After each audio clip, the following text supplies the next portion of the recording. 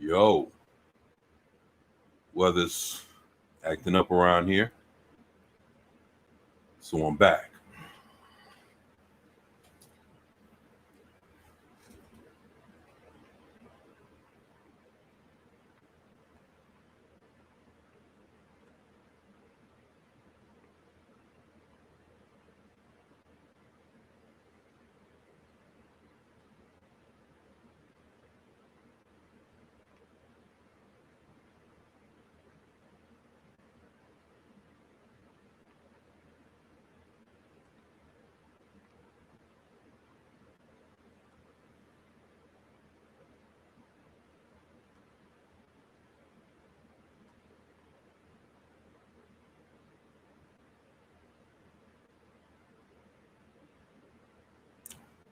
Shit was good. Your boy is back.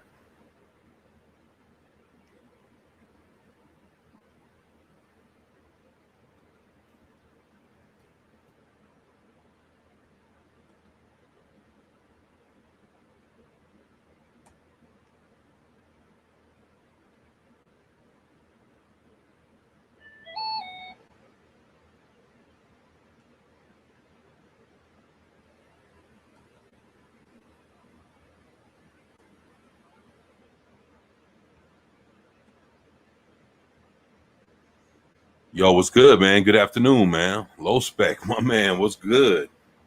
Shit, good to see you on, man.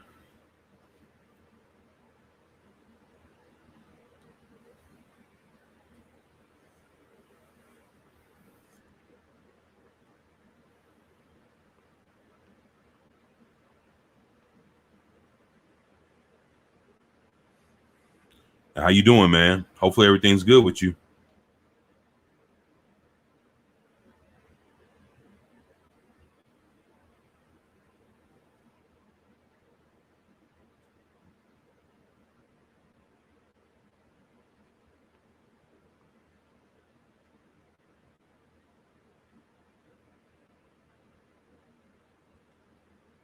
Damn.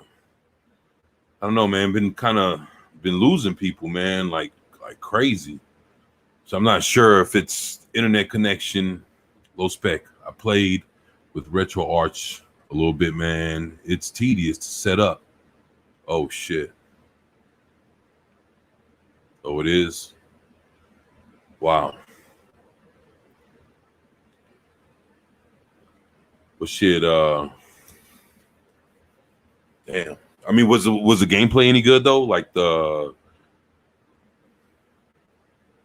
everything? I mean, was it worth it?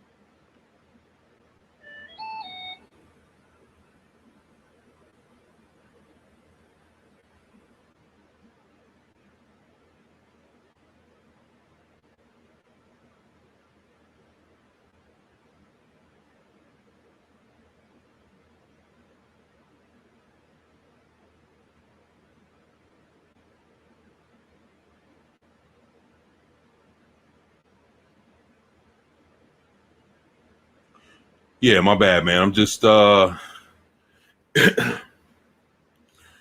to see if I can get Vigilante to come join me.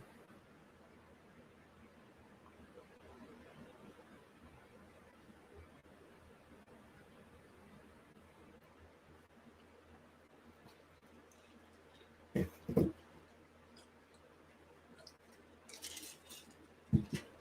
stepped away and started messing with the individual emulators and was trying to get retro new PS2 working before I figured out it's only working on Windows at the oh shit. Boy, PS2. Boy, that would be some good shit, man. Wow. I feel you, man. Ooh, that would have been good. Yeah, I'd have loved that, man. That would have been awesome.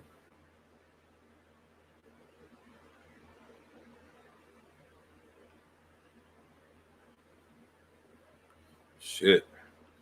Boy, I tell you what, a PS2 emulator would have been fucking. I mean, there's so many games I would still rock from from the PS2. Let me think. Actually, they had some pretty good not Walking Dead, Evil Dead games.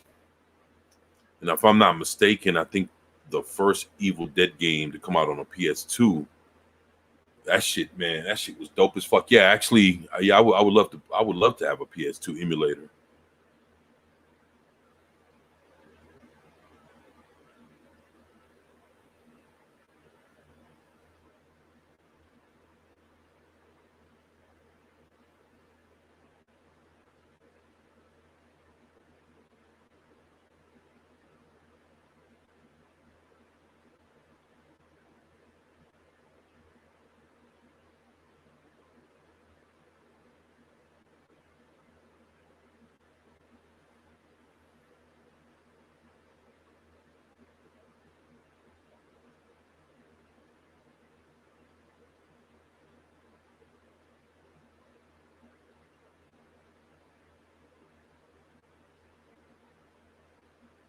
All right, here we go. There we go. There we go. All right. Man, standalone PS2 emulator worked great. I tested Vice City. Oh, damn. You had to say the V word, didn't you? Damn. On Vice City, I'd have had a good time rocking that shit. Especially if you can actually get the games.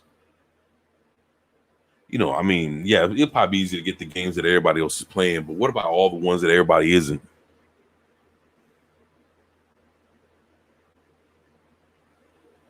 Damn.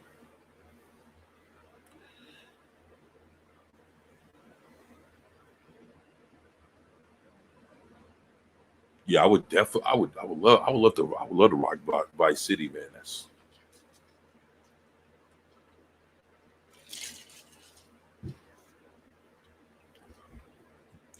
or something like Grand Theft Auto 3.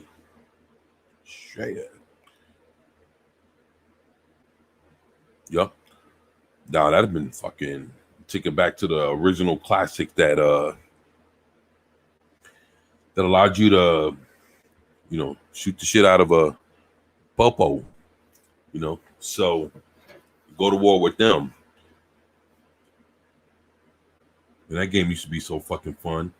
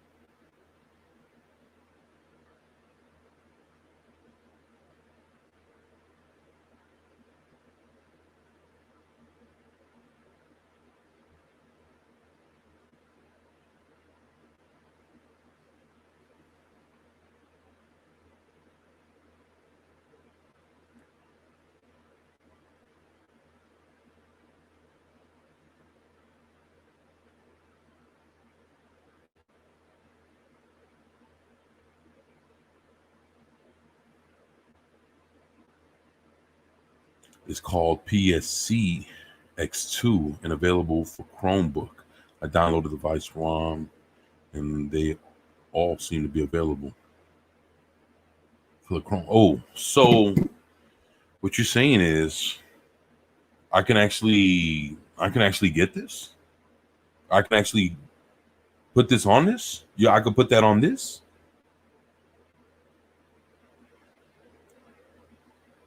Huh.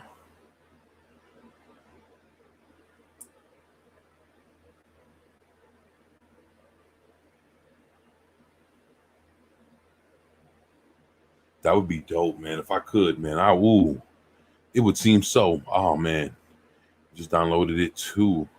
I haven't tested it yet. Oh, what's up, Vigilante? What's up? Why? That's my man. What's up? Why? Hey, low spec, man. Dude, say Vigilante. He's telling me that I might be able to get some PlayStation action on this Chromebook I got. If I oh shit. Look, there's a like I was telling low spec. Look, there's the first Evil Dead game that's came out on PS2. Bro, that game is so wicked. It's like a horror game. It reminds me of like it was like on the level of like Resident Evil and like Silent Hill. But you're in the cabin and you're dealing with all kind of shit. And fuck, man, boy, that game was awesome. Now, if I can get some shit like that, and like, you know, GTAs and shit like, fuck. Mostly been messing with XCMU Xbox. Oh, don't tell me that. Look, hey, now you're talking about Xbox.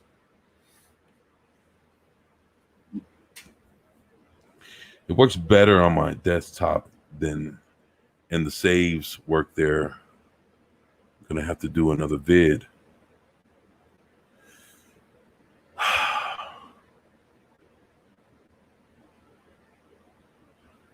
Fuck, man, if I can get some Xbox shit. But you know, I'll settle for the PS2, man. I mean, fuck, man. No Chromebook that one. Oh, no Chromebook for that. Yeah, fuck. But shit. At least thanks for letting me know that shit's available though, man. That's some good shit, man. I didn't even know they had an Xbox emulator, to be real. Ooh, that shit would be wow. Say Vigilante, shit, if you once you test that out, man, let me know how that works, man. But I'm definitely interested in that PSCS SX2. I'll tell you what, low spec. I mean, I'll run on this stream for about another hour. I'll cut it short, man. If you can guide me through that, boy, fuck, that'd be some good shit, man. That would be some good shit.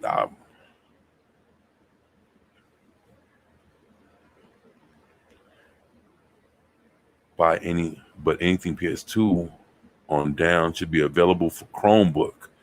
Oh shit. Yeah, I'm down. I would definitely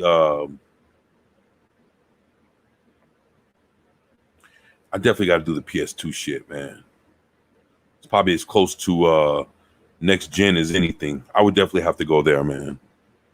I'd rather do that than do I mean, of course, look, on like let's say if I can get like some stuff from like maybe a Genesis, couple, you know, some games from you know, a couple emulators that I can actually put on here, if that's possible, more than one. I'd get like, I don't want every game. I mean, if I can get every game and it wouldn't, you know, and this thing can run and you know, it has the space to do it. Yo, yeah, I'd fuck with it. But let's say if I had to pick and choose and just get a little here, a little there, and boy, I would know which ones, like Streets of Rage. Man, fuck, Fist of Fury, you know, shit like that, or Streets of Fury, Double Dragon, Battletoads. Like, I would definitely, all that ass whooping stuff, I'd definitely go for all that shit.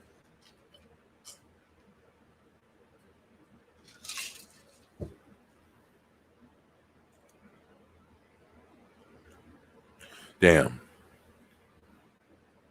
PS2, I tell you, man, that's some good shit. That is some good shit.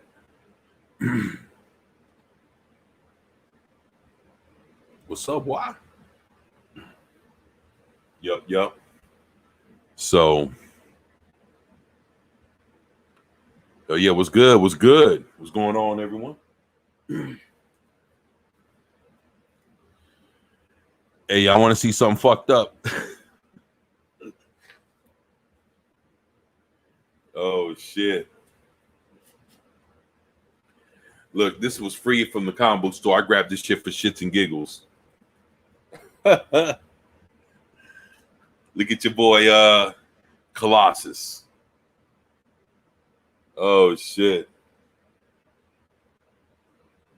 Some whack ass shit, huh?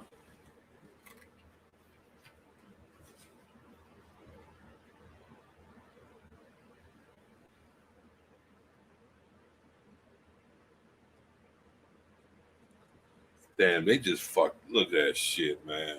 Isn't that funny? Just another red shirt. What's up, my man? What's good, brother? Great to have you here, man. Just showing you some of that Hellfire X-Men Gala. Was that the show for free? The official guide.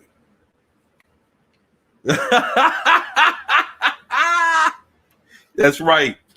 That's right, Vigilante. That's right, my man. Hey, look. Hey, you know what's crazy? They were talking about. People were talking about Captain Britain. Look, I'm gonna tell you something. Captain Britain is awesome. What I didn't know was Captain Britain is a chick now. Look at this shit. Look at that motherfucker. Got the shirt. He got the shortest skirt. That's Captain Britain.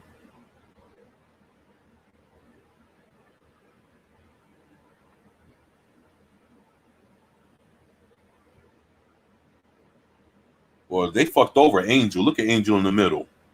They got him looking like a stray biatch. That is hell. What the fuck they do to Kitty? Look, this is Kitty Pryde. What the fuck they did? What did they do to Kitty Pryde? What the fuck is this?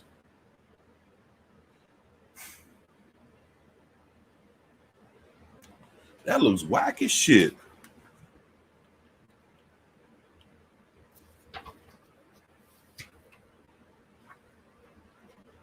You already know I don't give a damn because I've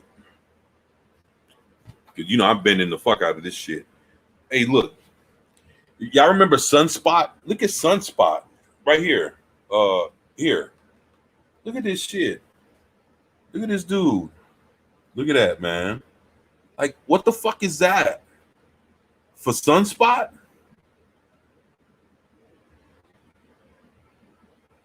He has what the fuck they call that? A toga? Is that like a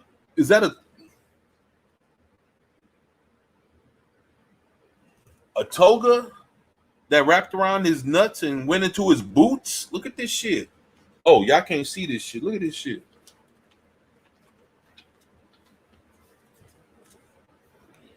Look, that shit go into his boot.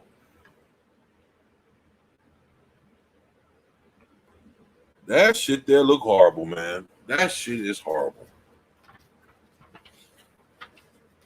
I figured, fuck it.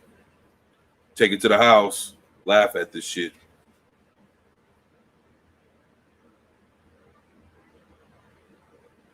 What the fuck? Hey, for all y'all that used to respect Bishop, that's Bishop right here. Look at old Bishop. Look at Bishop. Yeah, that's Bishop.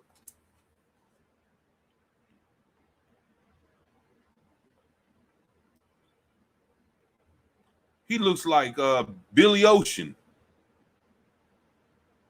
Motherfucker look like he got a haircut like old school Lionel Richie. Look at that shit, boy. Like, slow glow. He got a curl and shit. That boy look fucked. Oh, yo, Vigilante. Hey, for real, I know you're busy. Hey, but look at the screen for this one. Ooh, this is gonna fuck you up because it just fucked me up. Vigilante. Let me introduce you to Iceman, pimp. That's Iceman. Yo, look at the boots. Look at the boots on Iceman, dog. Woo! Spider-Man and his amazing friends. That's Iceman with a dress. Oh, that boy got them shoes like the Iron Sheik. You know how like the old school Iron Sheik, the wrestler that curled up in the front, but that shit got a high heel in the back. Look at that shit. Oh, you seen this when it dropped? Yo, I didn't see that. I seen all the other shits.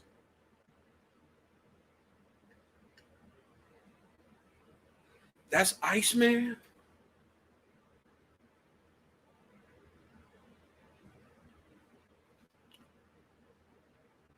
Come on, man. What the fuck, man? This looks.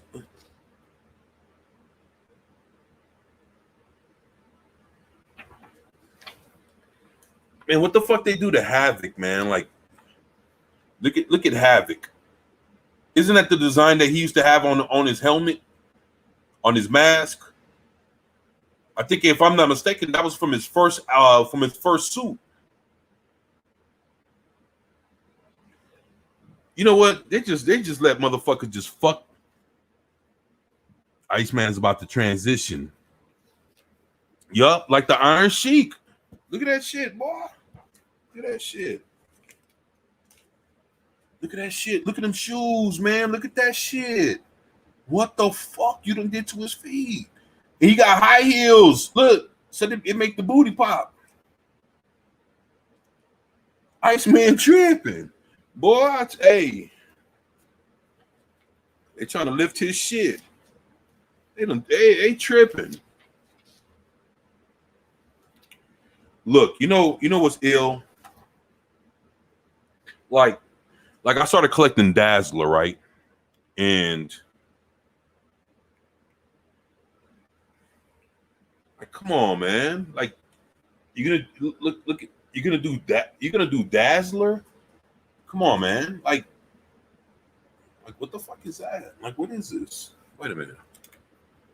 Yeah, what the fuck is that? Why does Dazzler look like that?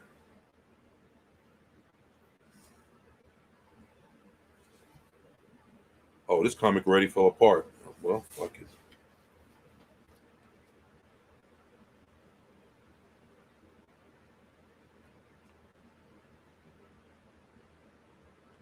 Oh my god.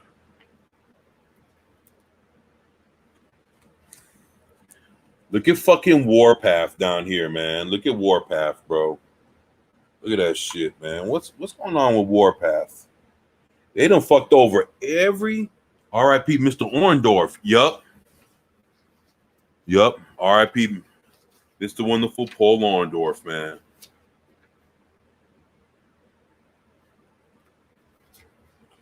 Oh, they don't fuck Gambit over in this one.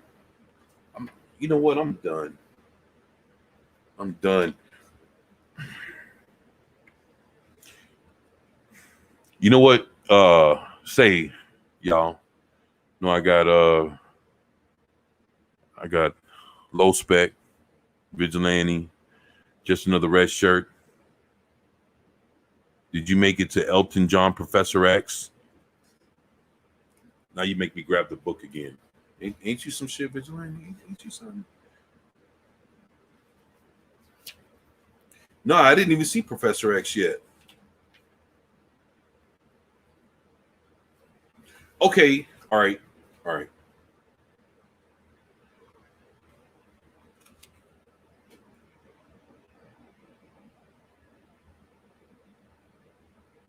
Who the fuck? Who is this? Who's WizKid? Who the fuck is? Who the fuck? Yeah. Who the fuck is that? He got a glass bubble. Who's WizKid?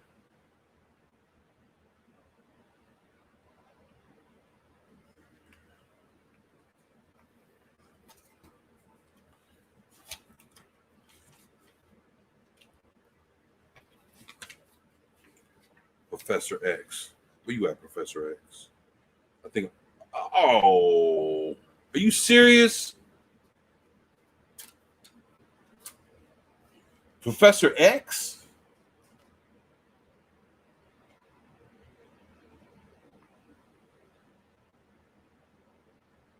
So he walks now?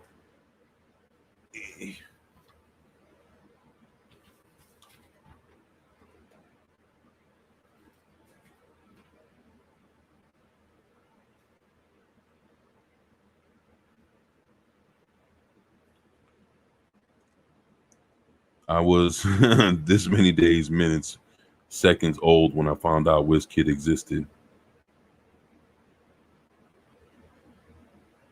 WizKid is the androgynous reincarnation of Stephen Hawking. Hey, just just another red shirt, my man. Hey, that's some funny shit. Yo.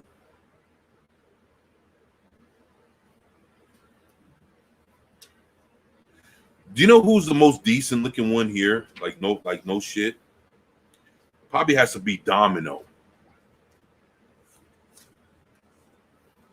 Look at Domino, man. Domino has to be about the most decent. Like they must really like her motherfucking ass, whoever these people are, because they gave her the most decent shit, man.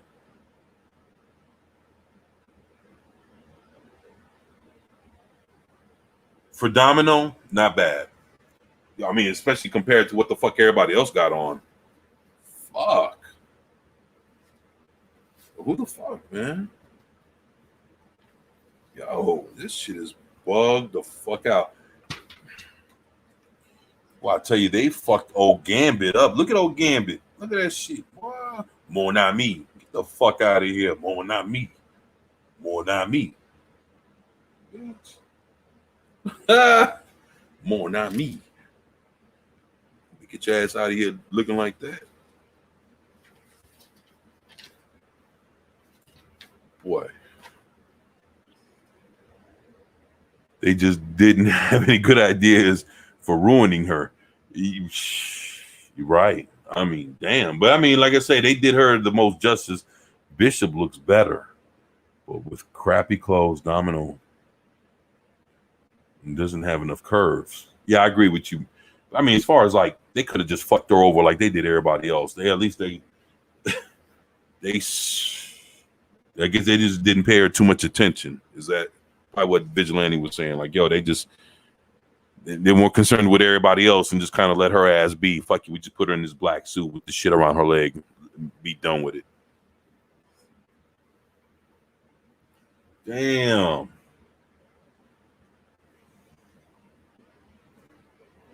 That's some fuck shit. That's crazy as fuck, man. You know, I don't know if y'all saw, but like yeah. Like the other day, I think it was Tuesday, I was on Clobbering Times channel doing the comic book roundup. And I had a few comic books that I showed. I'm not sure if you guys really got a chance to see those, but if you're interested, I could show you what I scooped up.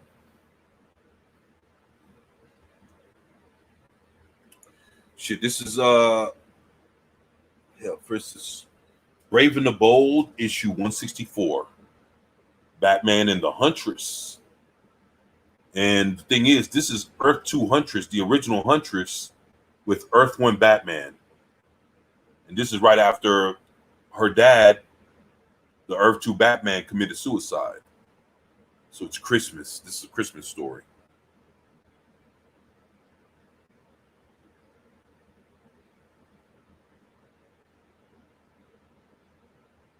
So back when comic books were 60 cents, the price of a Coke.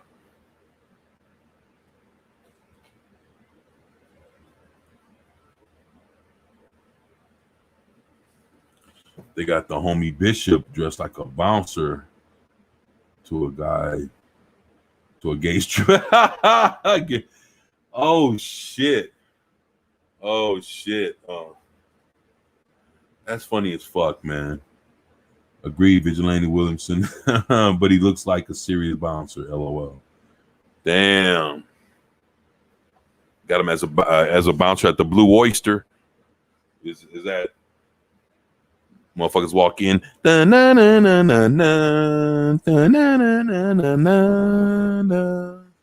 got all the fucking the bikers that look like the dreadnoughts from G.I. Joe and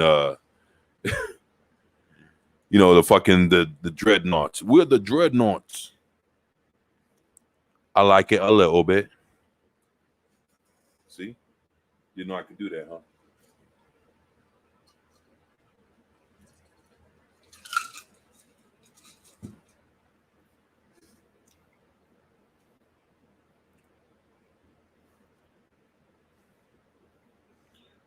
Yeah, the dreadnoughts, man. I love G.I. Joe. I love the dreadnoughts, man.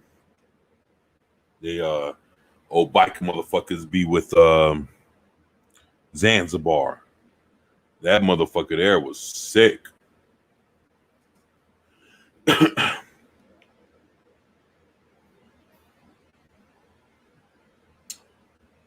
Cheers.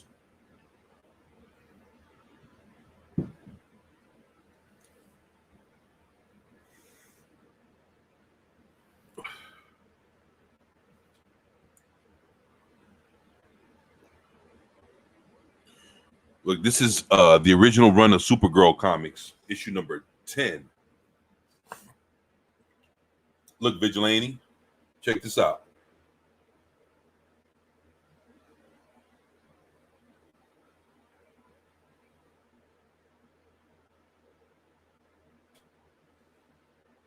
Well, that motherfucker there looked pretty sick, huh?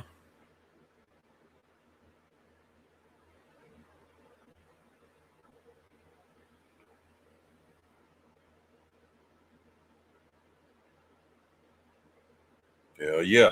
Wow, dope. Yeah, man. Look, this is from this is like the 60s and 70s. Look how short her fucking miniskirt was, bro. Look at that shit, man. And just to let you know, back then there was a comic book called Prez, the Prez. And it was a comic book that came out at this time about the youngest president in DC Comics at that time is this dude here. And he had his own comic book that ran for a couple years. And he's called the Prez. Matter of fact, you can look him up, DC, the Prez. And you can see it on his shirt. And he has his own comic book. And he was just basically like the teenage president. And that's why, he's, I know who he is. And that, I'm just letting you know, like he had, like back then, he had his own comic book in DC. So I guess they teamed up in this comic. I haven't looked at it yet, man.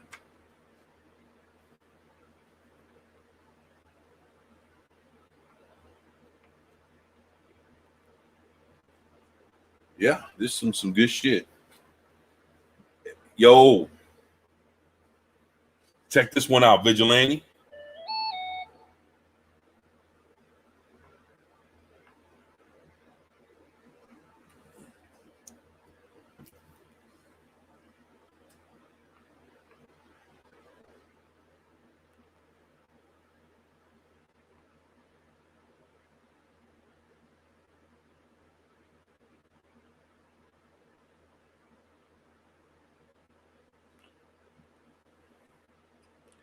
Look at that shit, man.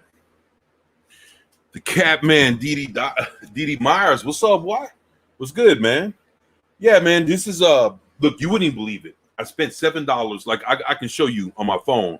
I spent $7.50. Dude, these comics mint.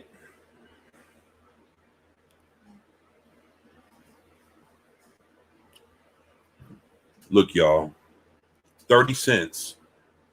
Super Friends, issue number 1. The Super Friends, issue number 1. 30 cents, man. You can look, you can see the reflection. That motherfucker is nice. Look at that. No cracks, no crease.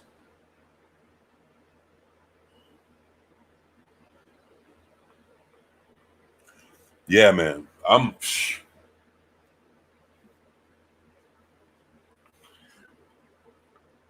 real about this shit, man. It's like I said, I'll be finding deals and you wouldn't even believe, man. Like, it's crazy because like I be looking at shit and when I hear other people talk about it, oh man, this comic book, oh man, it's so expensive. I'll be looking at them like, what? I just seen that shit for like $3 the other day, issue number 1 type shits, and I'm like, expensive? Where? I'm like, where the fuck you shop at? So I could know that's the place not to go to. You know what I'm saying? Dog, there's always a deal out there, man. You just gotta, like me. I surf the net like a motherfucker, man. I be seeing so much shit. All those comics I just showed you, $7.50.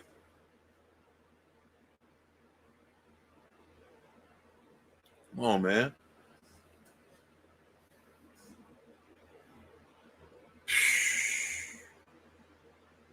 Look at this.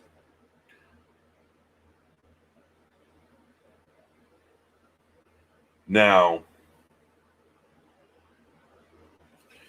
this, I'm gonna tell you about this comic.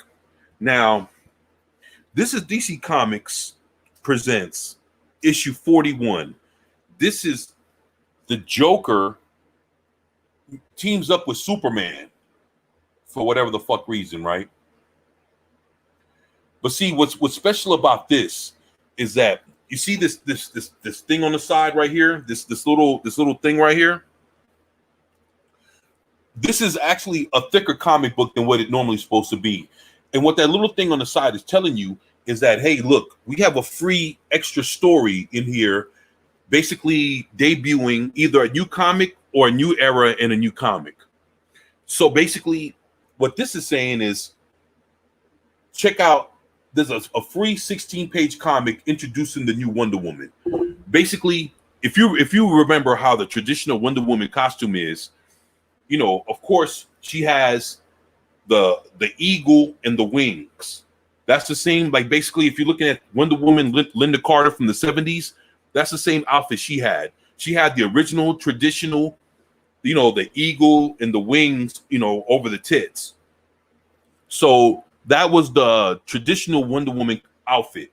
Now, what happened was this had to be like the late 70s. Yeah, about the late 70s, right, going into the 80s. They changed it to where she had a W. So basically, they took the eagle off and it was like a W on her chest. And that's the Wonder Woman that we saw going into the 80s. So going into the 80s, when you're looking at like the superpowers and shit like that, you're looking at the Wonder Woman with the W on her chest. And this 16-page comic introduced that new version of Wonder Woman.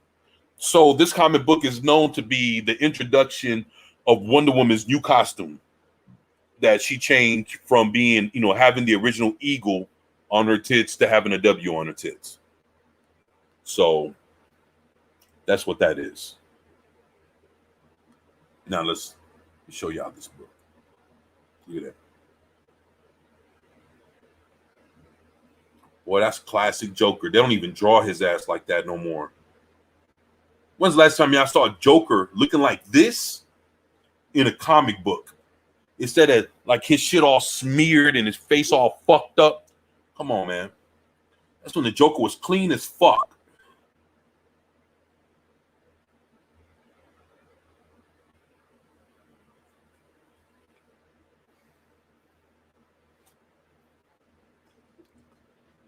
I prefer the original Wonder Woman costume than the newer one. Yeah, you remember that, DD? Yeah, that's like I said, that's the Linda Carter Wonder Woman outfit had the original with the eagle. You could see the wings going over the tits. And then when they updated it around the late 70s, early 80s, you know, they put a W on her shit. So her shit's a W. It's like, yep. I wish they didn't overdo the Heath look. I love a classic looking Joker now. Yeah, man. Look, I mean, that's the thing. Even in all comic books, look, bro, right here. What was that fucking book I was just looking at? Where? Oh, hold on. Where? Here it goes. Look. This is an autograph, and I already showed y'all. This is an autograph of Batman, the Joker Warzone #1, autographed by James Tynion IV. And he's the guy that's writing Batman right now. He's writing the Joker ongoing series. But look at the Joker, man. So when you sit there and you see Joker looking like this nowadays, Joker's been looking fucked up like this for damn near a decade now. We got this old hideous fucking, yeah. I mean,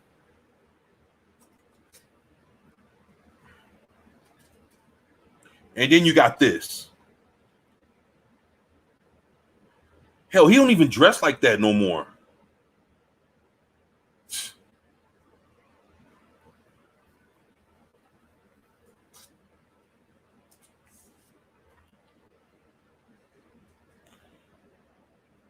Eastland Burkholder, what's going on?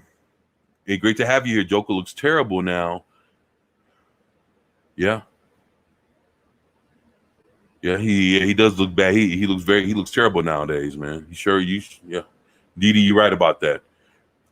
I don't know. It's like people's interpretation of the Joker is Heath Ledger's Joker, depending on how old you are. So, you know, us would, older folks would be that Joker that we just saw with Superman.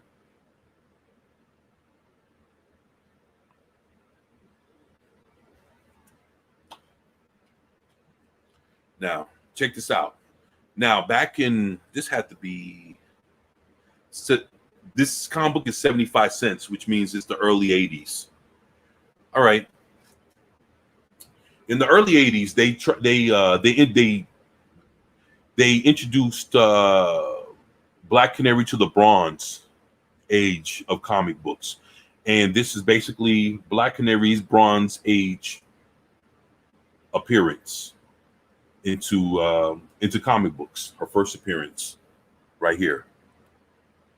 See where it says in the corner, for the first time anywhere, the all-new Black Canary. And it's Black Canary because you see Green Arrow, but look at the outfit. So this is basically Black Canary. This is the Earth one Black Canary at that. So basically that's another thing too.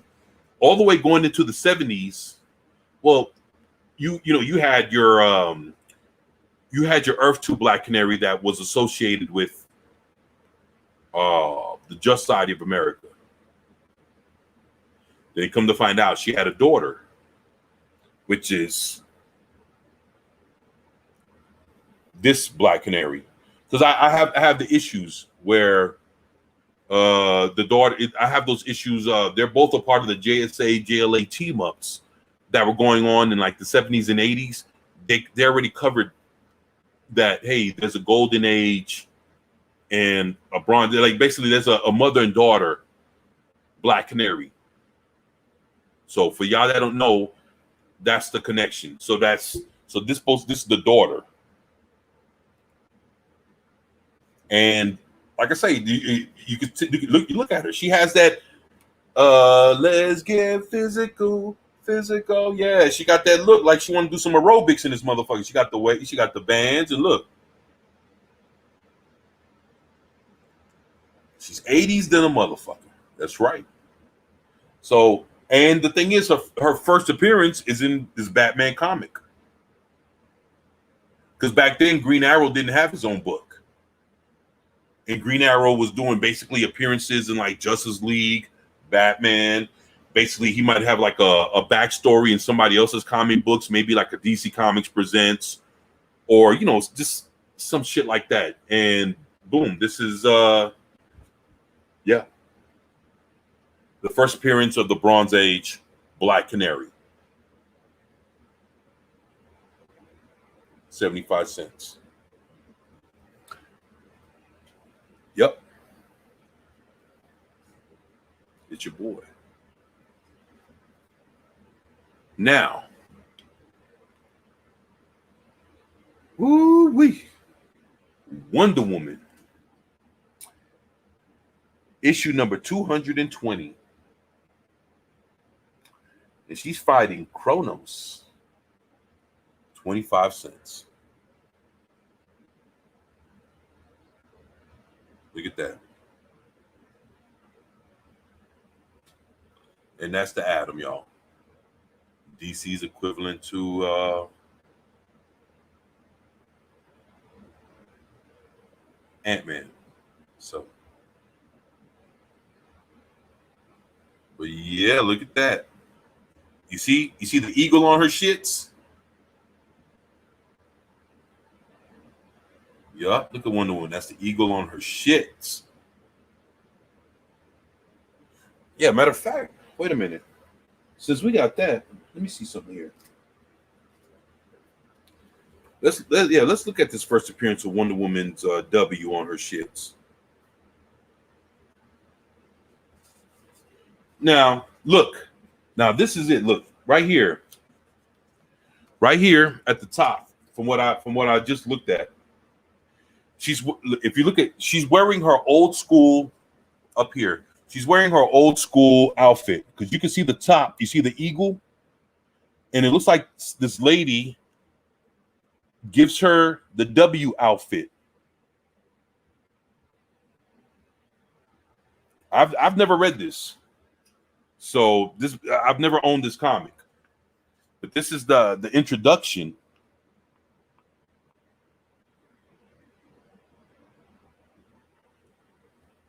So this is, and you see, she, even at this bottom, where she has the eagle costume, her first original costume, you can see it on her tits, and this lady, is giving her the one with the W, and this is what Wonder Woman wore going into the 80s.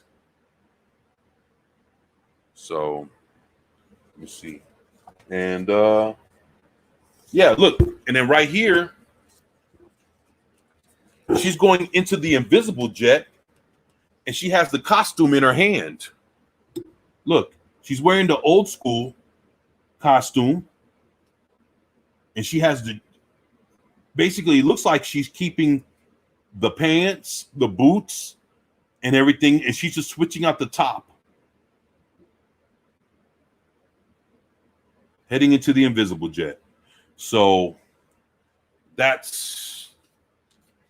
There you go.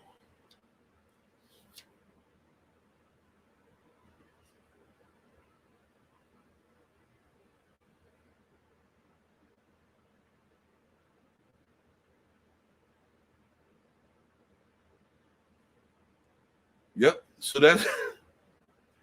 that's how Wonder Woman gets the new outfit. There you go. There you go. Now, this is Wonder Woman issue 222. And the number for today is the number 2. Two. 2 is the number for the day. 2. Hey, thank you, Vigilante. If you did it one more time, you do it 2 times. Brought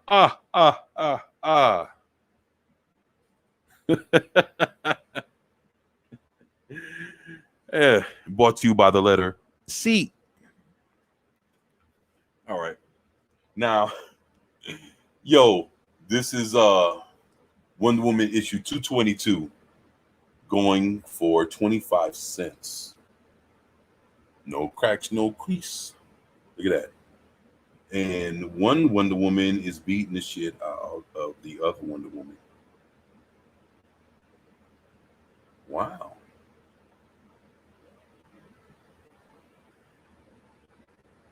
I bet you the one that got kicked in the face is probably the real one. You know, that's how it always goes. The fake one shows the ass off, comes with the first blow, and then but it's all about it's not about how you start, it's about how you finish. So yeah. But check this out. Look at that shit, man. Look at that. Batman looks clean as fuck too. I miss that outfit. The one with the light blue. I miss that shit. That's really the outfit that I remember him being in at the beginning, man. From Jump Street is this one.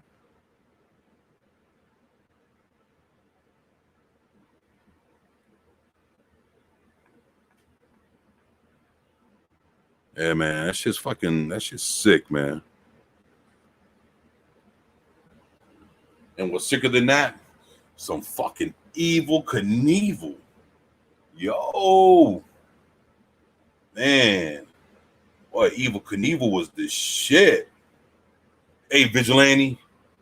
Yo, you need to get you a Evel Knievel, dog. Get the ram. Let that bitch go. Build your little ramp. Put the camera on that motherfucker. Let that motherfucker jump over the shits that's holding, all your figures. Let that motherfucker jump right over all that shit. Like it's fucking Snake Mountain. Just let that shit just fucking just record that motherfucker. Let it happen.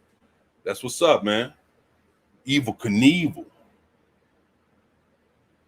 Let that shit rip.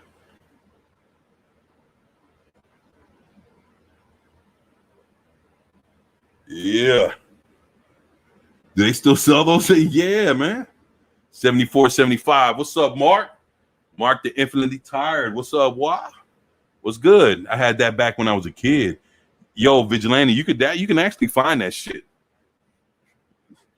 Boy, they don't put me on the case. I'll find that motherfucker. Like, I'll tell you. I'm sure if they do, it's like 100. It might be more than that. To be real with you, it might be a few. But then again, you can't go by one price, man. This, boy, I tell you, I bet you could find somebody that'll sell that motherfucker for. Boy, it's the internet, man. You can find somebody selling that shit for little or nothing. Actually, you know what? Now that we're talking about it, after the stream, you gonna make me look, man. That's you see what you did to me, V. My boy V. That's what's up, man. Yeah, man. Look. I remember, man, when my brother showed me that shit and he revved that motherfucker up, I couldn't even believe it, man. Oh, the OGs are probably a couple of racks. Hey, I'm for real, man. I mean, like the reissues. Well, you know what? I don't think they ever reissued that, man. I think that was like, of course they had like different, they had like they had him on a motorcycle, then they had him on the rocket cycle, and they had like all kinds of other shit. But I heard some people were like they were fucking up the Evel Knievel. They were going back to the store just buying another one. Fuck it, boom boom. Christmas they break their shit and fuck it. Then they just getting another one left and right, man. It's like they couldn't. Like people couldn't do without that shit, man. Like that shit was addictive, man. Just to see, like, especially when you was watching the commercials, you get to see that shit just land and do it. Oh, man. What's up, man? What's up, Mark?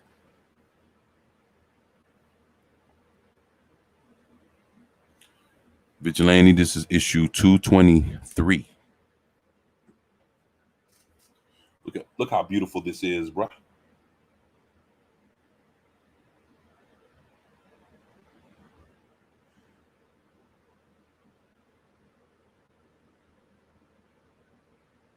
Yep, and that's her mama. You see her mama from the movie?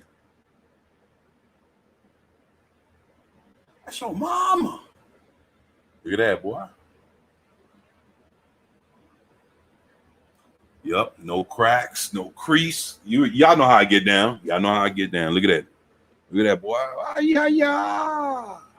That motherfucker looked like it just came off the press. We said running through about to light the pit and grill some ribeye. Mark, you know you can mail one of them motherfuckers to me, right? Cook that motherfucker, seal it up, put it in a little package. Hey. Make sure the package got some Coolidge. Good to go.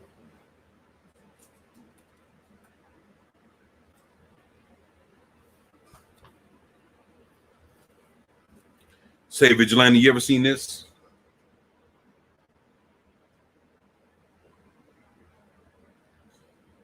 From Hardware. Matter of fact, I remember Hardware before Static. To be real with you, I remember Hardcore before Static, man. When it comes to Milestone, Hardware and Icon and all them motherfuckers, I remember all them before Static, man. You know he's coming next, right? You know, like right now they dropping Static and shit. Hardware about to be woke as fuck, man. They about to fuck over Hardware, bro. You say drive over, bro. I'm down the road off of I-10. Shit, a couple states down off of I-10. Oh, and I-10 is right there. Yeah, I-10 is right there. I take 59 to I-10 right there. But shit, how far down we talking about? I remember Icon. Yeah, man. Shit. Yeah, Icon and Hardware were the first ones and the Blood Syndicate. Those were the first ones that I remember. And then, you know, then you had Static, man. But Dad, this is the original Hardware #1, man. I used to have this comic, man. I'm shocked as fuck that I got this bitch back, man.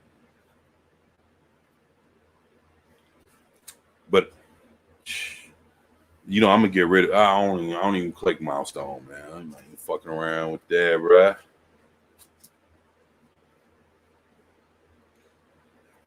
Look back. Let's say this had to be like the 60s, 70s. DC Comics end up getting the rights to the Shadow. And this is a part of DC's original run of the Shadow, going for 20 cents each. This is issue number 5. Look at that. Of DC's The Shadow.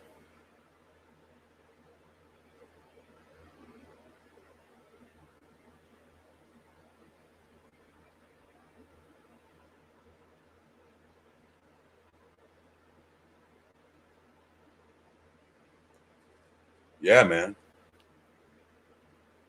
Who knows what evil lurks in the hearts of men? The Shadow. Look, and he's fighting some Yahtzees. Look at I know you see that on the arm, right? Yahtzee. Yep.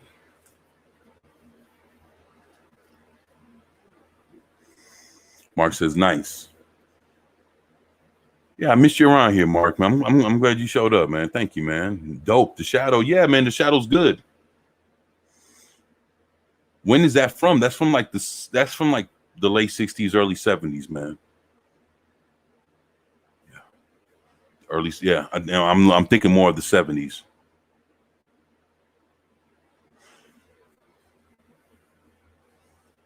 And that's issue number 5. So that's when DC first got a hold of the Shadow. Damn, that's fucked up.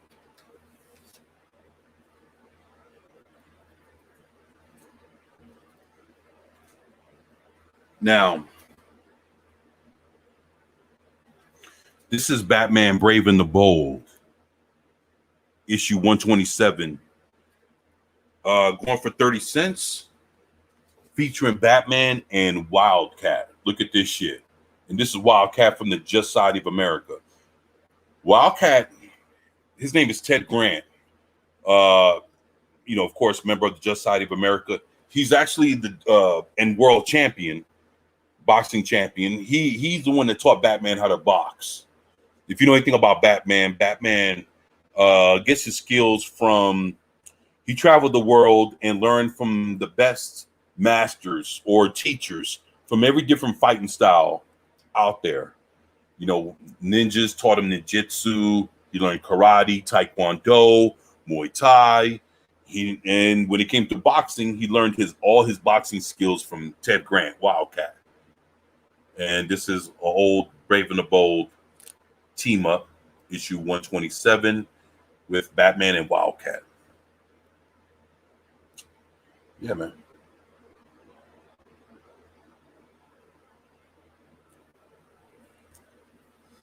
There you go. Hopefully I can see that. No problem. I'm going to have to break open the boxes and make you cry. I promise. Purple, I snapped pics of my collection, but I've been too busy. So you'll make me cry. Yeah. Huh. I believe you, man. If you say you'll make me cry, I believe you, man. That means you got some X-Men that'll. Let me ask you this, man. Is that the only thing you ever collected was X-Men, or was there ever anything else? I know you about to fire up the pit, but you can at least, hopefully you can share that with me, man. Was there anything else you ever really, if you had like a handful of books other than X-Men, did you collect like Avengers or Captain America? Was it all Marvel? Did you collect anything DC? Because I think X-Men were the only ones that I just really know that you had fucked with. I'm just curious to know if you fucked with anything else, man. Yep, look at Batman with that light blue suit. Batman looks sick as fuck, man. It's good shit, man. Good shit. Yeah, man.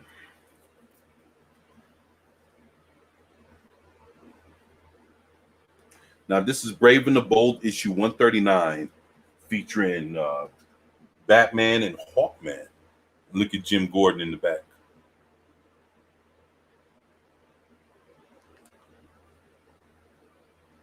Yep, but say Batman and Hawkman. Yeah, I'm a fan of Hawkman. I love Hawkman. You know, JSA Hawkman, Justice League Hawkman. Come to find out, they were the same people. Yep. Hawkman has a lot of different histories to him. But still love Hawkman nonetheless, man. Hawkman is good, man. Very good.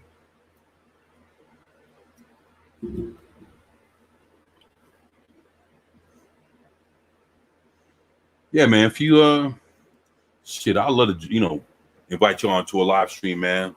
Show us what you got, man.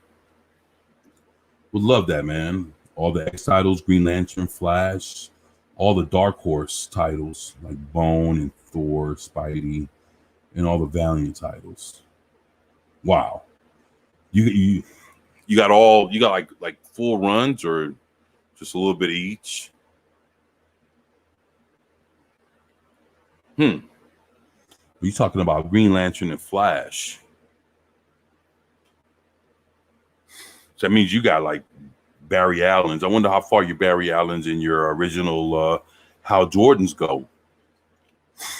Because I know, like, I've been seeing some All-American comics with Alan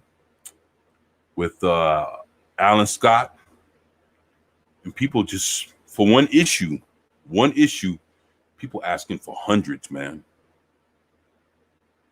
Like we talking like All-American Comics issue like 30 or issue 4, like in the 30s and 40s. People want like $2,000-$3,000. I mean, that's people ain't fucking around with those, man. Matter of fact, I've been seeing people selling original Captain Marvel, Shazam Captain Marvels for a few hundred. And there's like the Adventures of Captain Marvel, and then there's Fawcett City Comics. And then you have your Mary Marvel comics, and then you have your Captain Marvel Junior comics. And like I say, people know what they have. You're not getting them at a couple. You're not getting them for a few dollars. Not those. If you think like the way I'll be snatching these up for like $2 or $3, those they're from the 40s. And I think if I'm not mistaken, the last of those Captain Marvel adventures, the last of the original Captain Marvel comics were in the 50s, and then all of a sudden, when Fawcett went over and CC Beck and Fawcett Comics went down, that's when DC scooped it up. And I heard that they waited like maybe 15, like almost 15 years. So you're talking like easily like the late 50s, and you know, and owning it and not even putting it out to like the early 70s. And the early 70s run, I have that sitting right here next to me. Like we're talking like the original Captain Marvel #1 with him and Superman on the cover for like 30-35 cents. I got those issues, and I'm collecting them now. They're sitting right here next to me.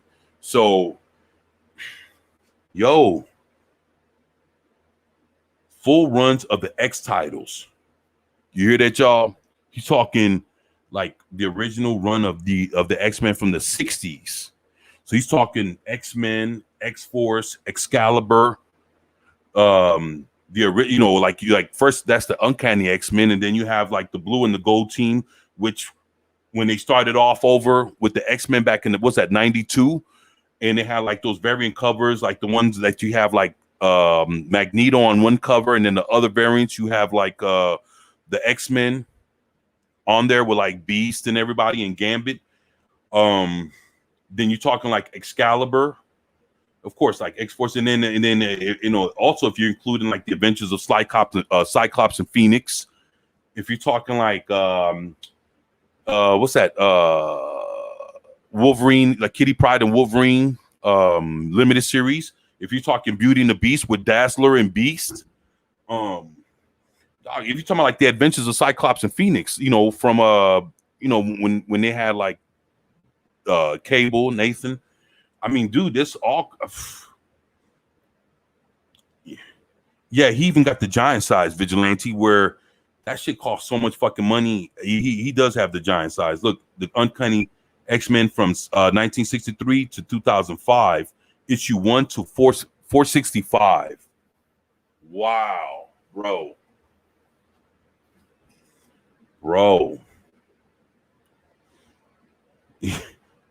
You said, yup, have Vigilante Williamson. Yo, that's some good shit, man. Yo. He says he's missing. Yo, Mark, if you're missing a few from X-Force and Excalibur, man, holla at me. You know, I'll come on, man. You know, I'll look out, man. I'll help you track that shit down if you're interested, man. Yeah, this is the first time I even touched on these shits all day. Yeah, man. Yeah, let me know what issues, man. I could probably find a few for little or nothing, man. Believe it or not. In mint condition, man. Yup, Uncanny. Wow, man. 1969. You know what? I'm starting to see, going for cheap, Justice League comics and Fantastic Four comics from the 60s. We're talking issues 20s and 30s and 40s. Dude, they're going for like, and we're talking like sets, like you can get like 6 of them for like $20. And I'm not gonna say they're in mint, but I'd have to say they're like in fine condition, man. Dude, the shit is there, man. It's there. And I see that shit. That's the thing, man. You know, even with these books being cheap, sometimes I don't have that $20, man. You know, and to be real with man, y'all, you'd be surprised if I had the fucking money to cover it. You'd be surprised. You would see different comic books up here, and we talking like Tales from the Crypt. We talking like some shit that would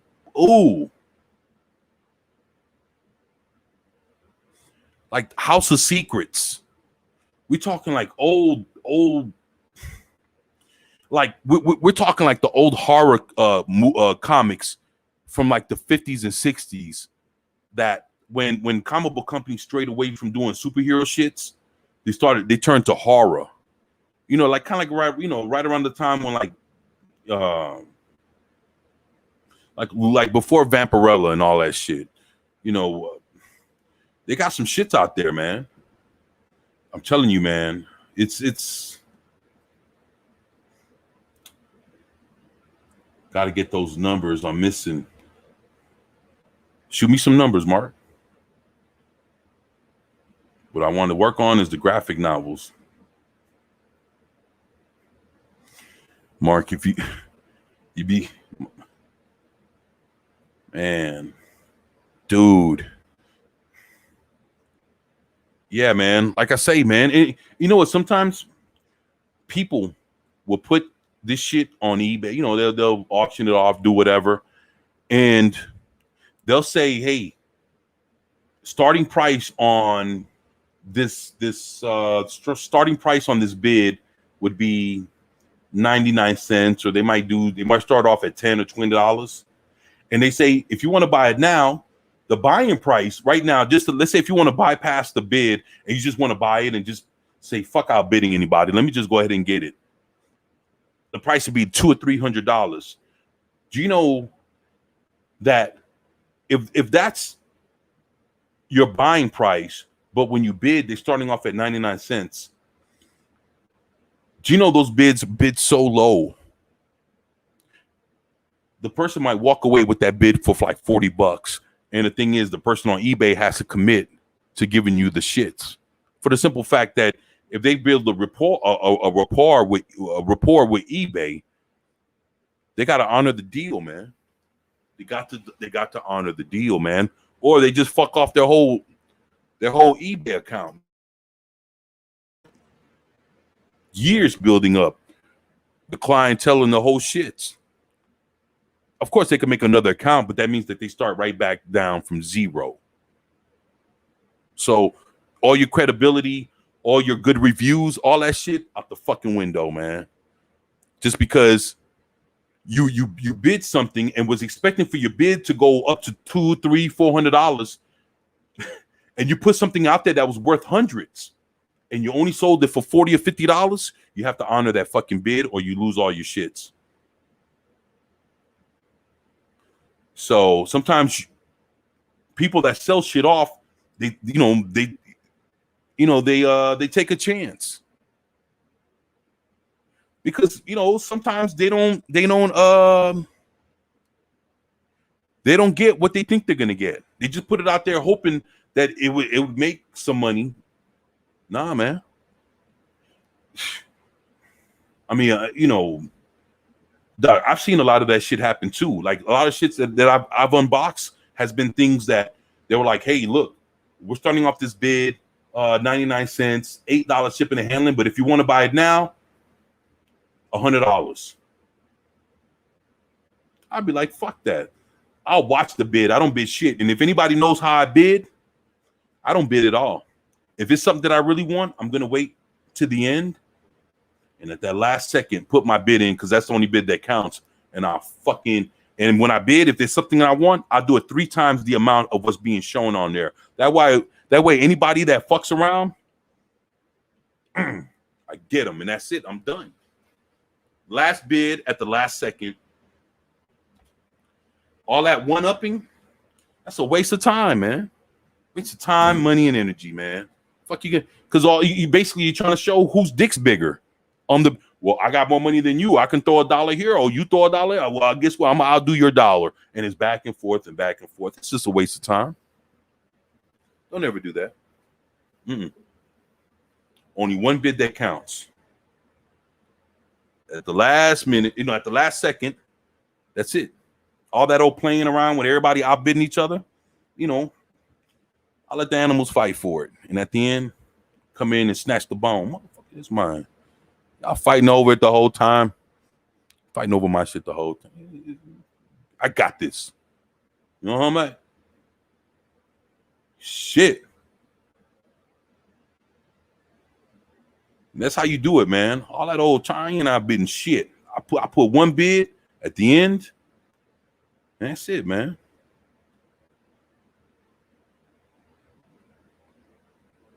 All right, let me see. This thing jumped on me. Where we at? All right, here we go.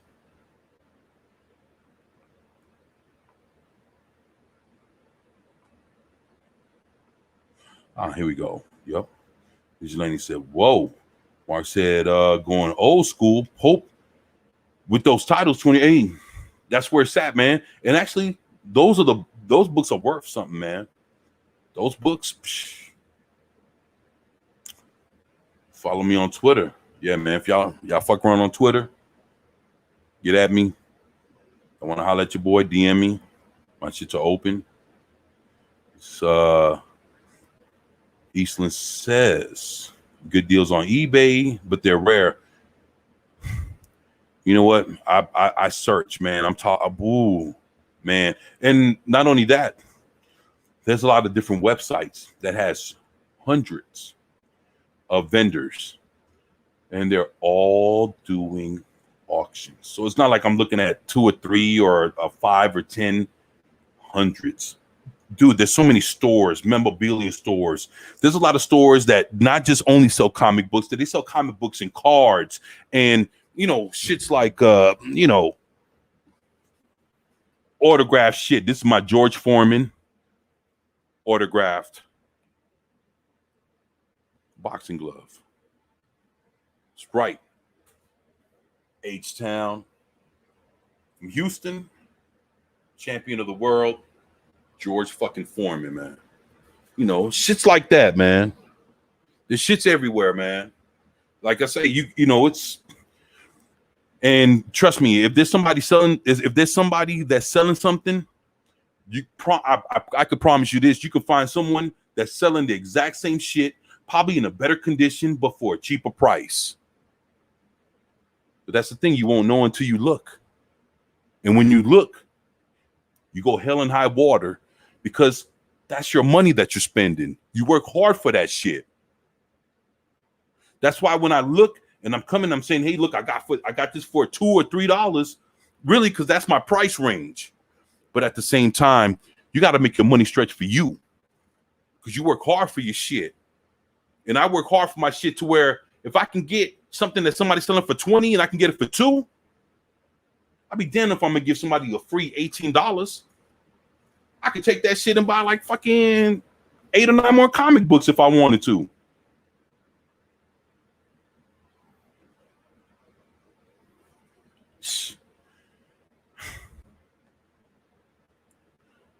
So Vigilante Williamson says, no, my bad. Mark the Infinitely Tired says, at Vigilante Williamson, I worked at a comic book shop in the mid-90s. I picked most of those up for pretty cheap. I picked up the giant size number 1 and number, is that 94? Together for 160 back in 1993. Yo, that's fucking sick as fuck, man. And Mark says, the dude I got it from didn't know what he had. Sold them all when I got married, and my wife bought them all back for my 10th anniversary gift. Yo, man, Mark, your wife bought all your shit back 10 years later.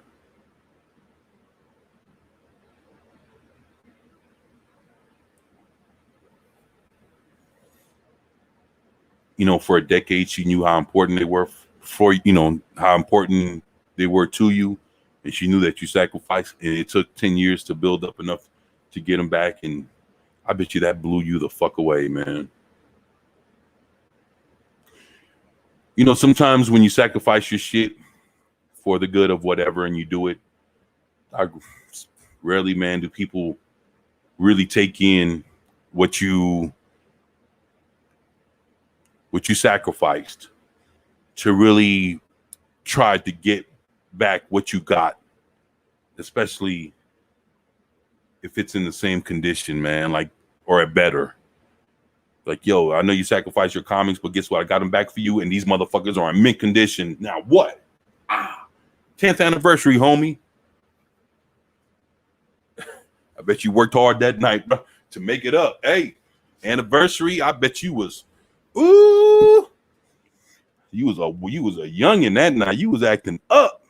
I ain't mad at you, man. Hey, boy, that shit would have had me. I'd have been right. I'd be like, yo, you just what? Yup. trying to get records and music equipment, the latter, I don't need at all. I don't need it all. Good to see. Real love, bro. That's right. Yup. There you go. That's real shit, Vigilante. That's real shit, man. Trying to get records and music equipment. I don't need it all. I feel you, man. I'll tell you what, Vigilante.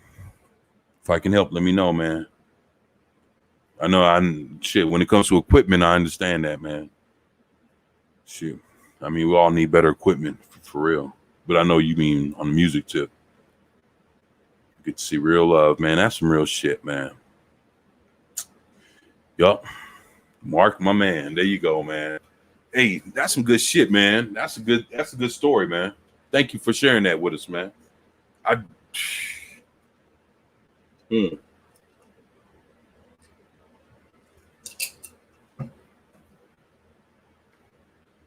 That is some good shit.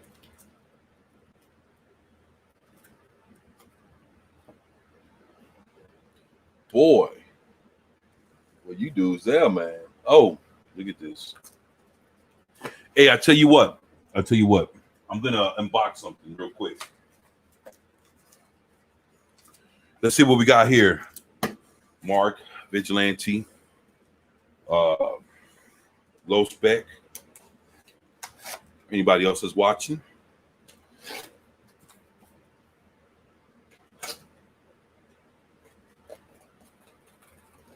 Shit. All right, come on. Get your ass out of here. Come on.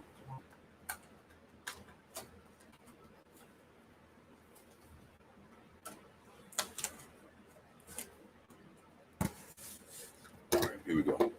Shit, did I get this part? Yeah, I got it. All right. All right, not bad. Got the cardboard, secured it, taped it down. It's not loose and shit, like some of the other comic books I've unboxed at times. Motherfuckers.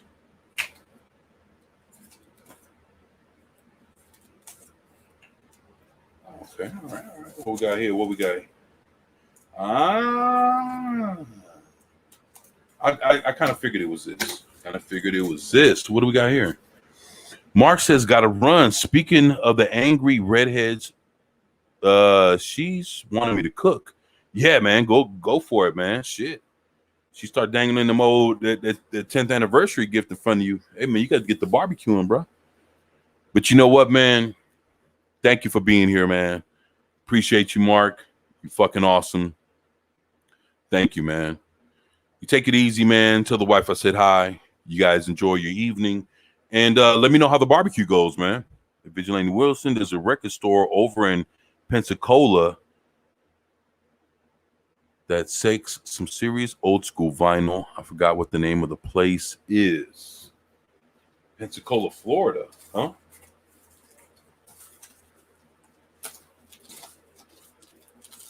Pensacola, Florida.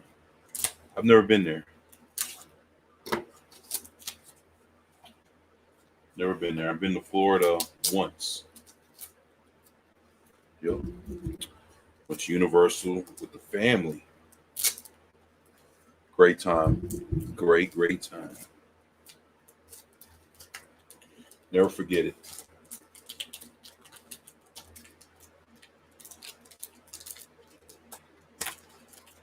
All right.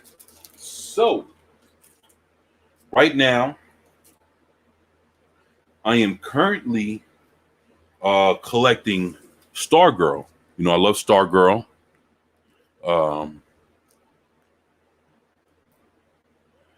Yeah. That's right, Mark. What's up, man? Oh. Wait. Yeah. Okay, Mark says he got to run. He got to cook. All right. And told him about the place. He says I may hit up a few flea markets. What Vigilante says. You know what, Vigilante? Good idea, man. The thing is, but you're able to test out the equipment when you're there, right? They allow you to do it? Oh, Mark. Hey, holla at your boy, man. DM me. Let me know what's up. Peace. So, right now, Stargirl, her comic books are very expensive. Very expensive. And I end up getting 3 issues for like, I paid like $12 for these 3 issues. Which, if you know how much they really cost, I got away with a deal. So I end up getting issue number 9, and this is the 7 Soldiers of Victory.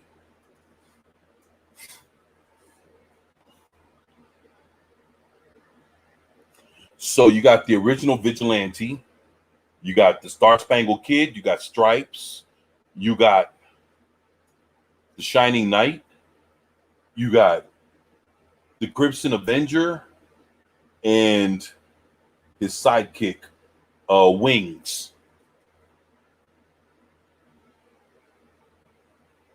So there you go. This issue number 9 and the 7 Soldiers of Victory. I love the 7 Soldiers of Victory. They're a fucking awesome, awesome ass group.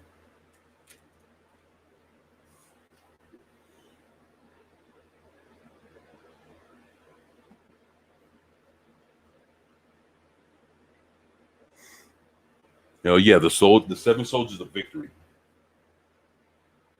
Now, this is issue number 10 of Stargirl, Stars and Stripes. So her first appearance was issue 0, and boom, I got issue 0. I got from 0, 1, 2, 3, 4, and then I got 9, 10.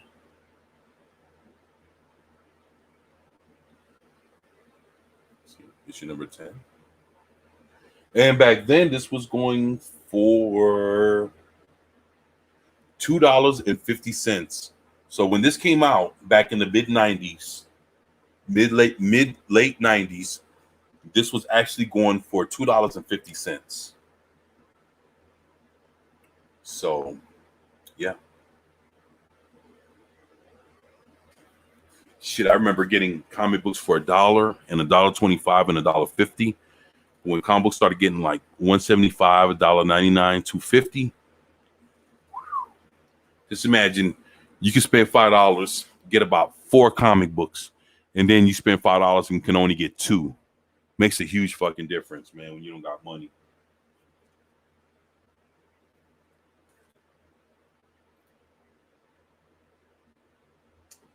All right.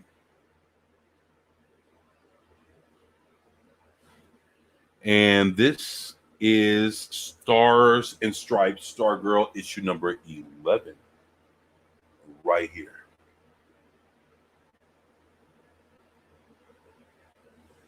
And for y'all that don't know, Jeff Johns created Stargirl after his sister passed away. And her name was Courtney also. So, of course, he put his heart into it because he's not going to make anything trashy when it comes to his own sister. So, but yeah. Some good shit.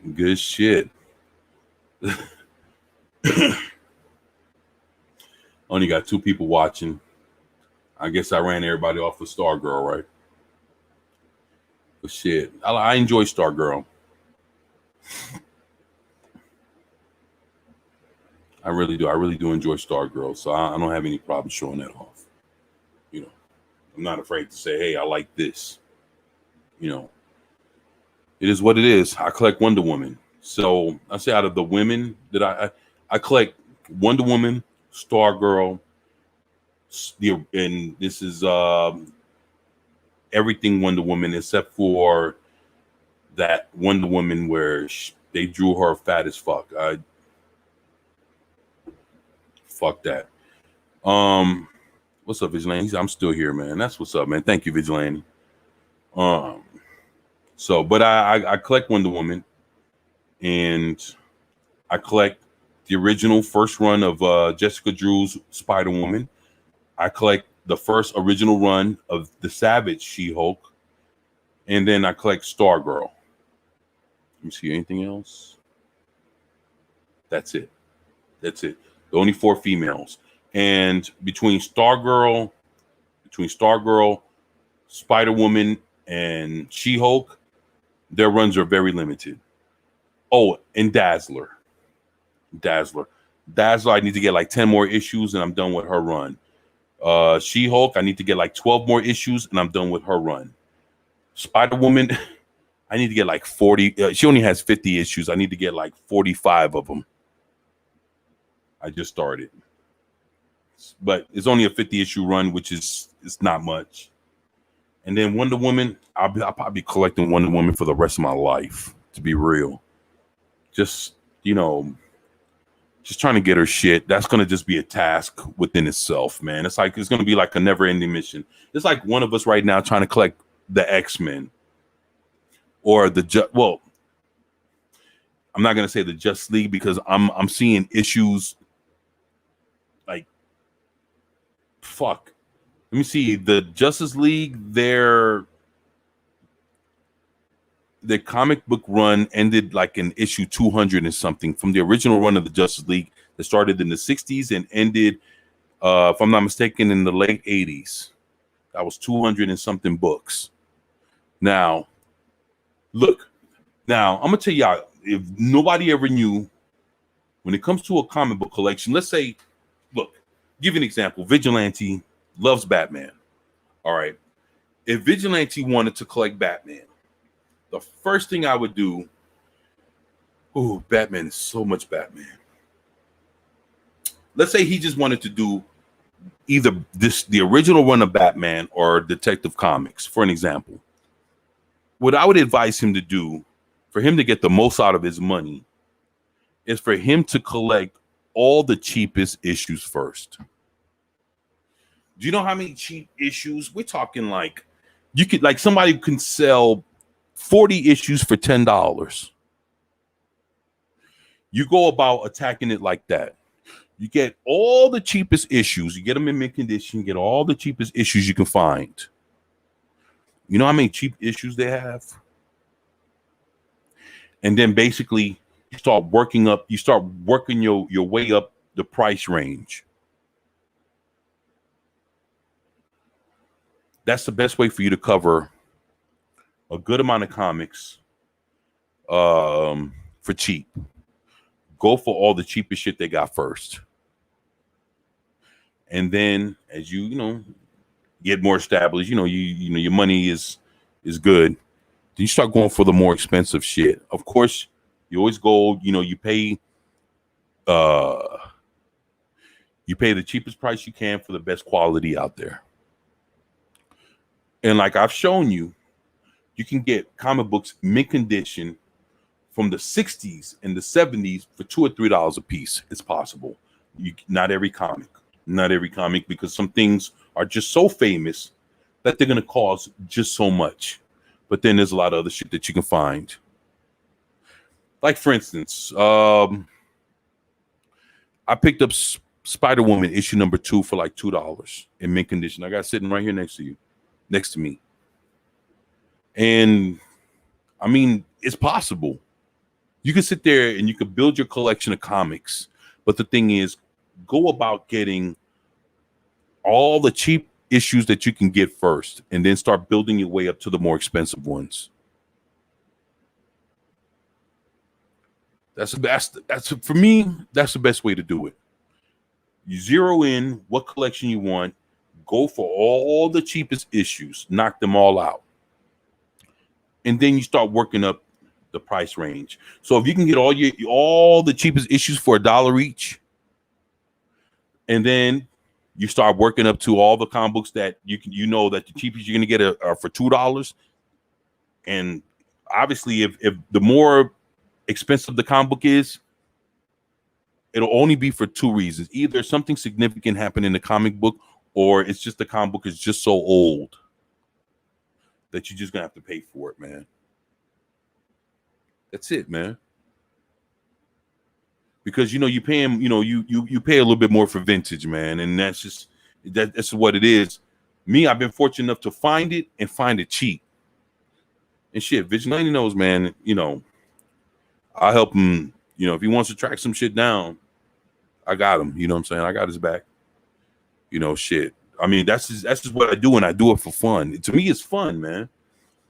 It's fun for the simple fact that it's cool to see what everybody else is playing with prices and what kind of books and what kind of quality that they're trying to sell this shit. I'm good for that, man. But then when you find those diamonds in the rough, where you're sitting there and you're looking for something, and boom, you're like, oh shit, I can find this issue.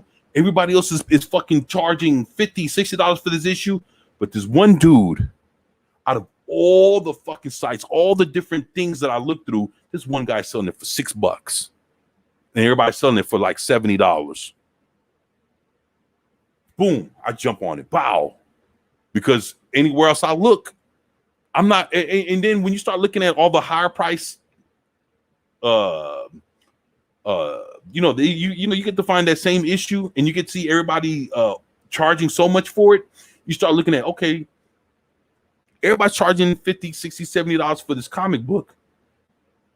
You start looking at the quality of it. This motherfucker's, he got this shit, it's ripped down the middle. Oh, this comic book is folded. It's beat the fuck up. And he's charging $50, $60. But then I find this one guy, he's charging $6 or $7. And his shit is in mint fucking condition. And everybody, has overlooked his comic, and I'm the one that finds it. Boom, pressing the button. Let me get that. Ooh, I couldn't tell you how many times I've done that shit. Boy, man. And that's the thing, it's the thrill of the hunt. Before the pandemic kicked off and everything had shut down, I was going into pawn shops and then finding DVDs and different things, records, $1. I finding CDs 50 cents. I'm sitting there buying CDs, I'm buying records. I don't fuck with tapes.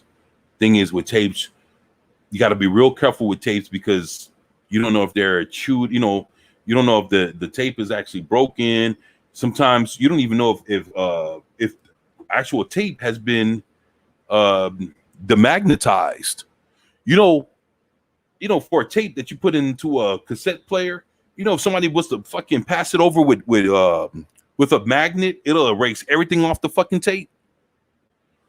So while it's like, and to be honest, nobody doesn't use magnets as much as they used to. I mean, come on, you think about it. You should, you could find a lot of magnet type shits back in the 70s, 80s, and shit like that. But you talking more into, and you start seeing less of that in the 90s. Now you jump into the 2000s. People ain't putting no magnet anything on their refrigerator and all the different magnet type shits that you should see in people's homes. People just putting magnets of different, like magnets they're not as people don't use magnets for the way they used to. But fuck, a magnet can wipe out a cassette tape.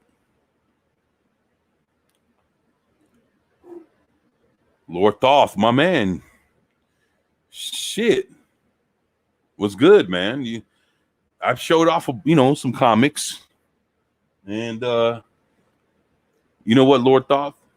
Since you're here, I'm gonna unbox something. Let me get this.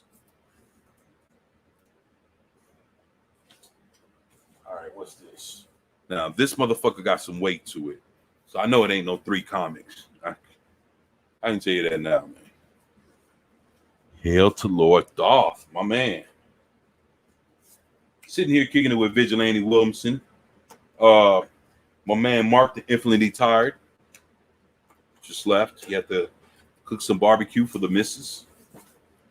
I think we got low spec Linux laptop. Good man. Very good man. I think he's still in the chat. And I just been talking about different things and unboxing stuff.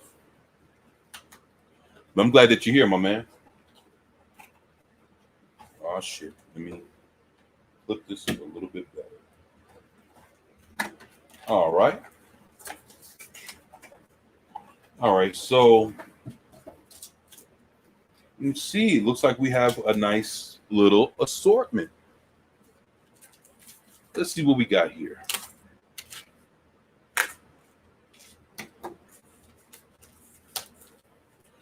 Oh,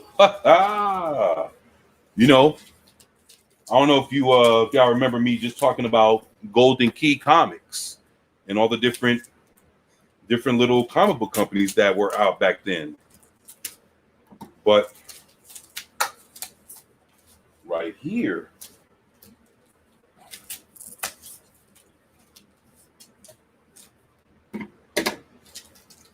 you know, I won a bid the other day. Let me see something here.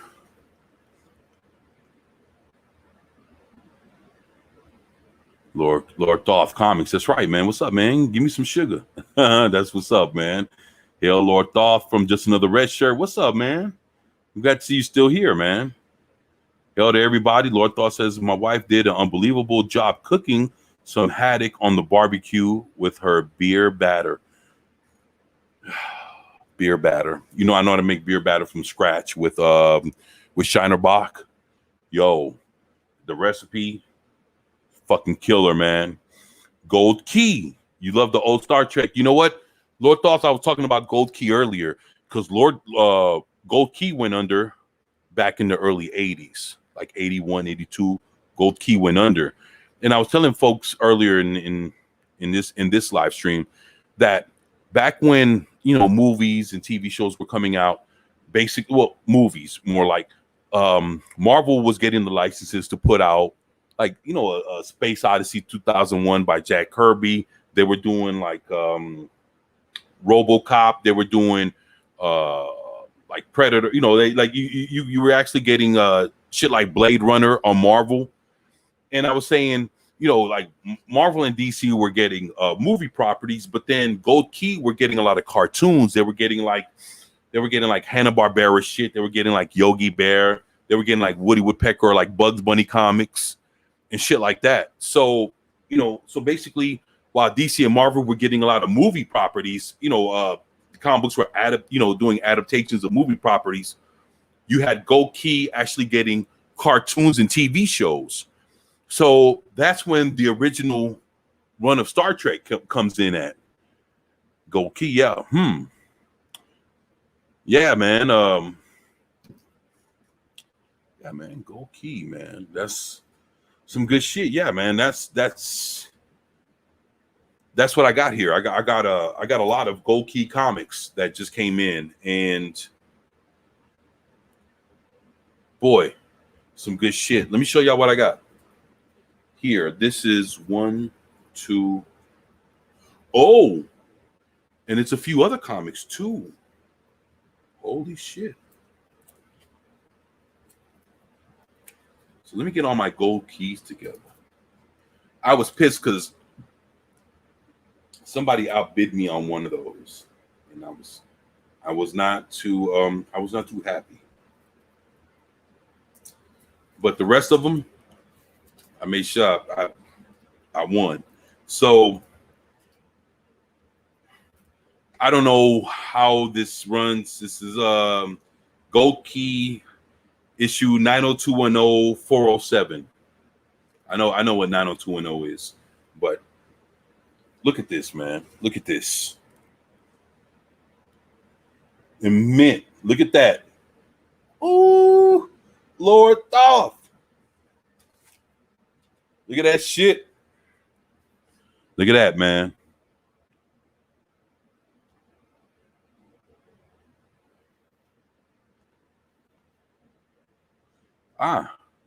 Tip the voice of fusion. Yup. Pro capitalist. If you want to if you'd like to donate to the channel, I appreciate it. All proceeds go to keeping the mic on here in the studio. Very, very thankful. And even if you don't tip at all, I'm just thankful that you guys are here. So either way it goes, I'm thankful regardless. But yeah. Check this out, man. Check this out. Look at this, man. This thing's a beauty. Look at that. Now, I'll be honest, the artwork on the inside doesn't look as good as the covers. I'm just going to be real. But it's a pure story coming from, people that had, that have love for original Star Trek. And shit, you can't beat it for the simple fact that it came from the era that the shit was created in. So good shit, man. I plan to get all these motherfuckers if I can. And trust me, I'm working on it, man. I'm working on it. If I tell you how much I paid for the, you know what? Fuck it. Let me look this shit up. That way, no, I'm not even gonna. How much I paid for this? Y'all can see what I'm talking about. Yeah. Here we go. All right. Where's it at? Where you at, baby? Here it goes.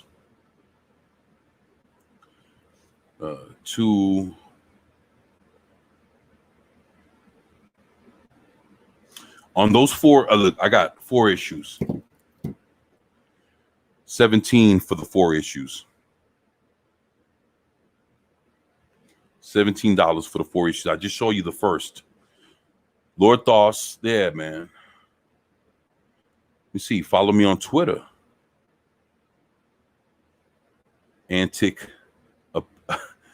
Anticipation. There you go, man. Follow me on Twitter if you can. If you haven't already. Tasty, yeah, man. My old Gold Key Star Trek issues are in rough shape for reading. Shit. Know what you mean, brother? Look at this one here. It says the Enterprise crew is locked on a deep freeze planet doomed to disappear into space. Look at this, man. Look at that. Now you could see from the light glistening off of this shit. This motherfucker is about fine plus. Not just fine, more than fine, but between a fine and very fine, somewhere, or fine plus between that and very. I'm not going to say it's near mint or whatever, because this, because of the age or whatever. But yeah, man, I mean, look, you can even see where the shit's shining off of the bag. There's no cracks and crease. Like this is some good shit. Yeah, man, oh man, it's your boy. Now look at this. Star Trek issue 505, the last gasp of a dying star. Look at that. You know what I love? I love all this retro shit. Look at that. Look at all that retro shit. Look at that, man. That's beautiful with the old psychedelic colors. Yeah, FN Plus is pretty. Yeah, there you go. Yes, that's basically around.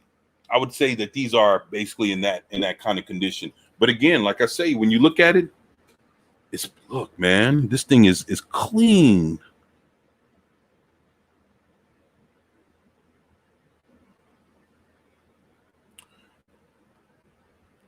Where you at, Vigilante? Original Trek, man. Original Trek.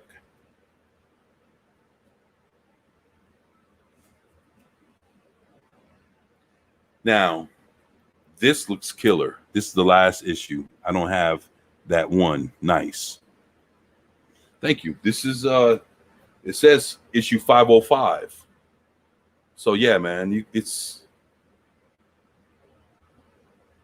some cool shit, man. And I got more than that. I have more right here next to me, but I got fucking piles of fucking comics, man, that I've been unboxing for like the last month and a half since I've been going live. And I mean, I got fucking stacks. And the thing is, I don't even have no long or no short boxes to actually put my shits in. So I unbox them and I just fucking stack. Like I got a mount, like a mold of them shits, man. So there was a lot. Yeah. Yeah. Hey, Lord Thoth, about how many issues you think that that they had for this Golden Key run of Star Trek? Would you, just curious, would you happen to know? Is it like more than 50, or are we talking like 100 or 200 issues, or are we talking more than that? Maybe I can look, but I can't look now, but just curious, just in case you knew. Now the cover for this looks fucking dope, man.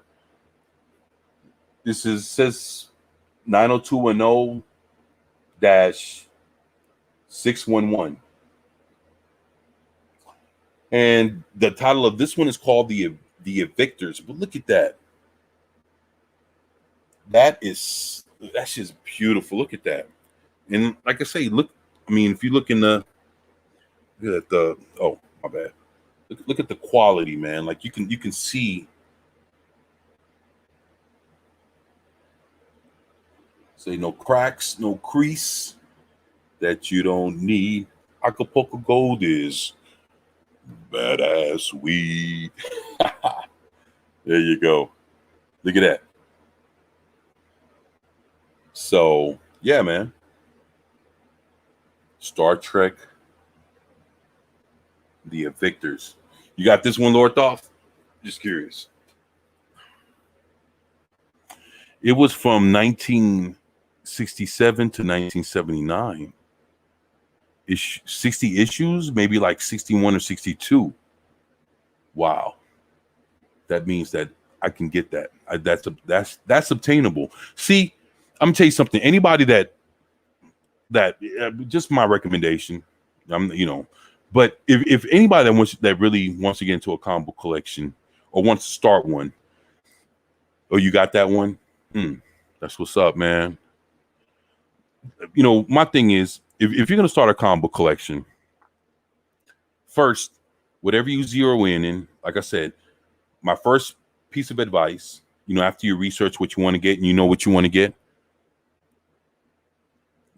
all the cheapest issues first. Like, you look at the whole complete run of what you're trying to collect, get all the cheapest issues first. Because at that point, you're getting the most for your money and you're getting all the filler issue. Like I say, just you pick up all the cheapest issues you can get and then work your way, up the ladder, the money ladder. So basically, if you can get all your cheapest issues for $1 each, cool. Then all of a sudden, your more important issues or, shit like that, or depending if it's your more older issues, you start spending $1.50 or $2 or whatever. You start working your way up start working your way up with the money. But first, get all your cheapest issues out the way first. I bet you Lord Thoth has probably a few bits of advice, for people that are trying to collect, brand new collectors, to say, hey, the first 10 are the hardest to nab. Oh, you mean from the Star Trek run? Thank you for letting me know that. I'm definitely going to keep looking out for those. I got issue 50. I got issue 25. And I could easily say I got maybe 15 or 20 issues. Somewhere between there. Easily 15, 20 issues. And you just saw 4 of them. So, and they all are in that condition. They're all fine. Plus, they're all, you say I'm missing about 15 of the Gold Key issues. Man, I can, you're on it, Lord Thoth. You're on it, brother. You are on it, man.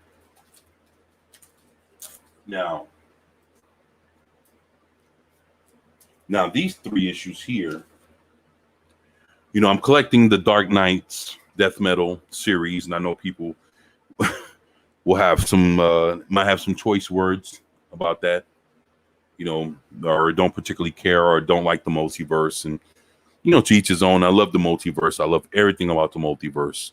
The only thing I never did, I like somewhat, but not all the way, the way I like everything else was the New 52. New 52 had a lot of good stories, but the way they start over the Justice League and they changed Lobo and changed Captain Marvel, Shazam, and just a lot of changes. And some changes stayed, some changes reverted back to the original state. Like Lobo, they did. You ever seen a New 52 Lobo? That motherfucker don't even got muscles.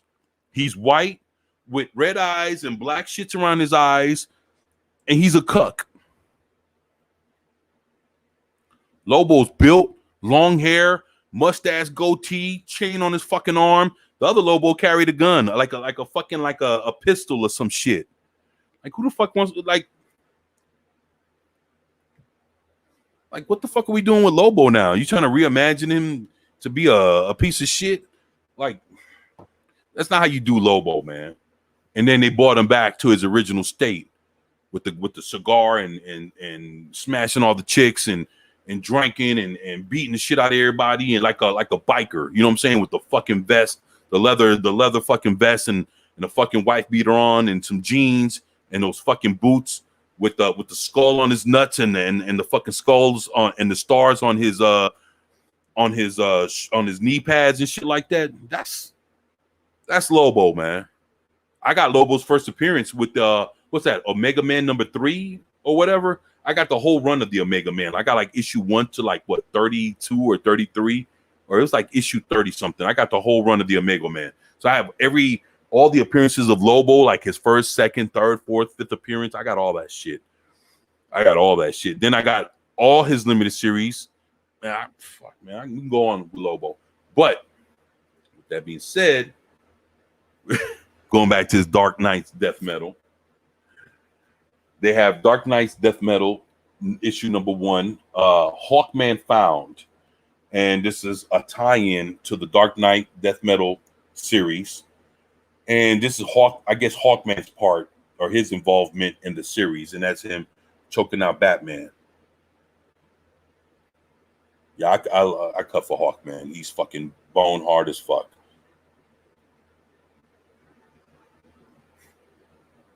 Hell yeah. Hawkman.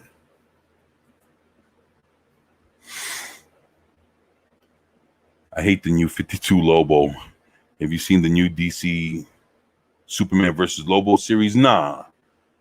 No, I haven't. Meh.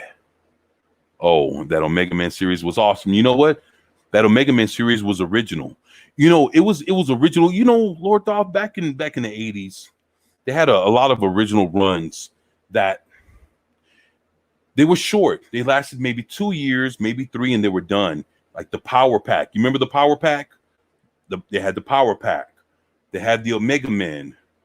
Hell, Teen Titans went maybe 3 or 4 years, and then it went about 3 or 4 years before Nightwing stopped being Robin.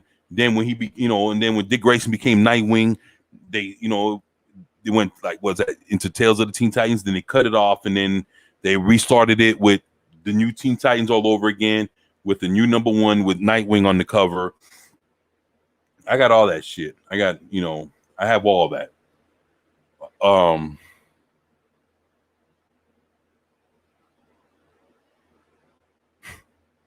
Boy, you'd be surprised. I got so much shit, man. So,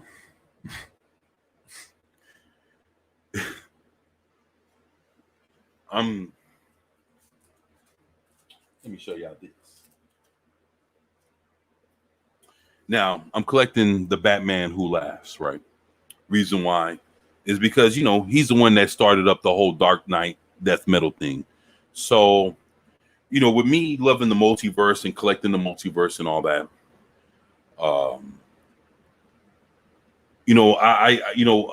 I need to keep up with what was going on in Dark Knight Death Metal. The introduction of the Joker Who Laughs, I needed to get it just to see, when I go through my collection, I go through the multiverse, I know different things that kicked off certain events, and the Batman Who Laughs kicked off the whole Dark Knight Death Metal uh, deal. So with that, this is issue number 5. And this is sick as hell. Look at that.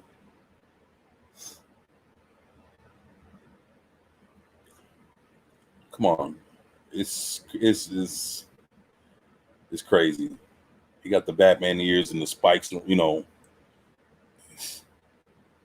Very interesting character. This issue number 5. So just trying to get his whole run. I'm trying to get his first appearance, which is in they had a Teen Titans. Actually, it's still running right now. When the Teen Titans started off with the new run back about 3 years ago, about 3 or 4 years ago. Yeah, but I'd say about 3 years ago. They started off a new run of comic books. And I think probably more closer to 4. About 2017, 2018, they started a new run of comic books for the Teen Titans. And issue number 12 was their Dark Knight Death Metal tie-in or whatever the fuck. And when it kicked off. And issue number 12 was the first appearance of the Batman Who Laughs. Teen Titans issue number 12. And it's their current run. That's about 3 years old, 4 years old. Issue number 12, the first appearance of the Batman Who Laughs. And that fucking comic is fucking through the roof. You won't see it no cheaper than maybe 70, it's about 70, 80 bucks. You look online, people know what they have. And to get a good deal, you might find it. It might take you a while. You keep looking, checking back to see who has what. You'd be surprised what you might find. But as far as right now and what I'm looking at, you can't find that for cheap. You just can't. Because, like I say, people, they know what they have. They must have done their homework, and they're not willing to part for that shit. They're not willing to part with that for cheap.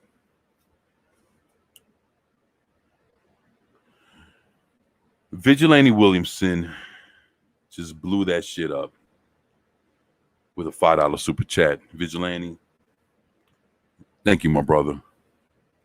I appreciate you, man. That really helps out, and that means a lot, man. You know, thank you for looking out for your boy, man. Dog, thank you, man. It means a lot, man, and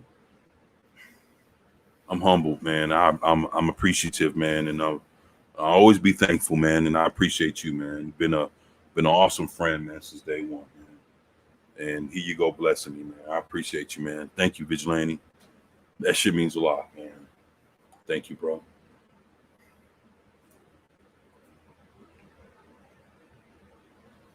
Lord Thoth. What do you think I have here, Lord Thoth?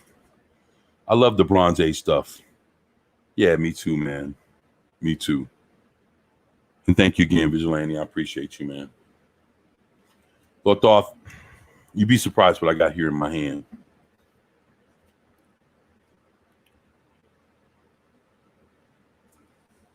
Love you and the crew on Tuesday Night Comics Roundtable. Hey, thank you, man. Shit, we love you too, bro. Man, I appreciate you, man.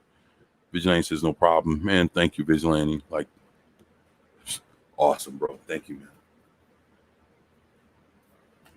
Now, what I have here, it's Buck Rogers. You know what? Good guess, Lord Thoth. Good guess. But it's not as old, but it does come from those days. It's not a comic book that's the character in it is an older character from around World War II. And I know Flash Gordon was before World War II. But it's old. It's old. Now, this comic book is actually from the 70s. And this is Captain Marvel issue 25 from the 70s. But you know why this comic book is important? Like, you're not going to find this comic book for $3 or $4. Singing. And this is important. This is an important, especially if, look, If the movie Black Adam with The Rock, if that movie does anything, let's say the numbers, Rock is he's movie star. If for some reason this movie does well and it hits $1 billion mark, all these Shazam comic books, I don't give a fuck how new or old they are, all these Black Adam comic books and all these old school, this is the first appearance of ISIS in comic books, period. And her first appearance is in Shazam from the 70s, the early 70s when this comic book came out. This Shazam issue 25.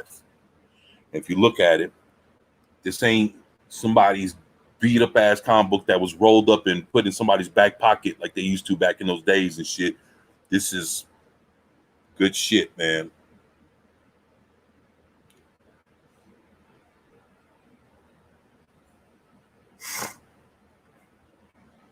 You know what, Lord Thoth? Right here, shit, right in front of my my desk, I have the actual ISIS box set collection. Hold on 1 second, y'all. Give me 1 second. Let me get this. Show y'all something.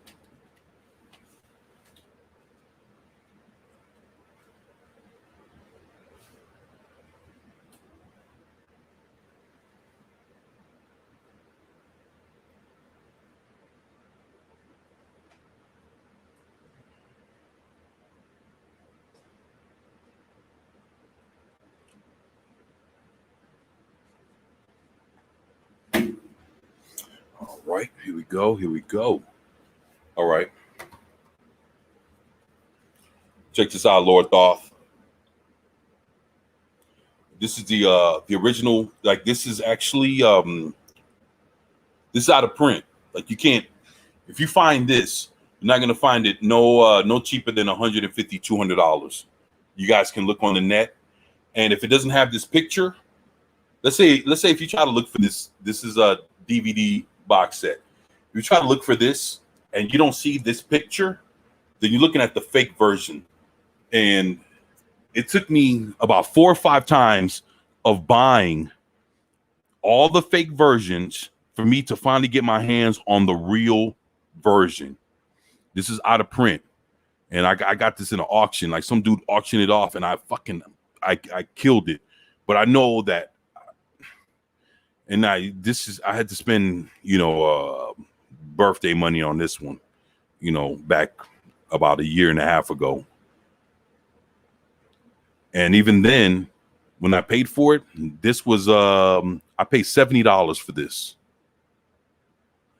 and it wasn't going no cheaper than $200 anywhere you looked, anywhere on the net, like eBay, Amazon. You look, and you're not gonna find this. And this version, the way this looks, and look, I even show you like this. This has all the bonus special features. Like, all the fake versions, they don't have all these special features. They just have the fucking the DVD, and if you look at it, it looks like they were recorded from like a VHS tape. And it's, look at that, man. And these are the inserts. So this is disc 1 and 2. And look, they show you the name of the episodes and everything. Look at that. I love this shit, man. The Egyptian god likes ISIS. Color me surprised. Yeah, look. And then to even let you know that these inserts are real, when you take it off, they even got the pictures of the people on the inside.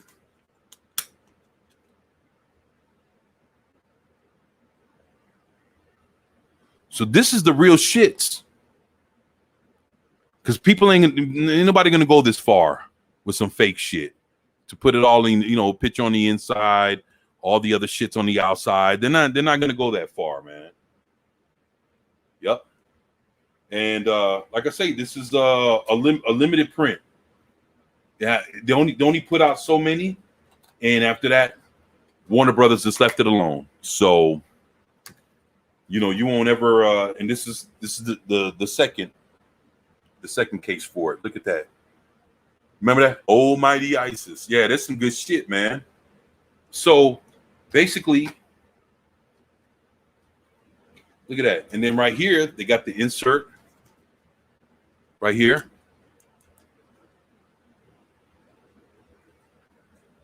So just in case you guys never seen an official ISIS DVD, the real one, this is it here. And then I think this right here is it's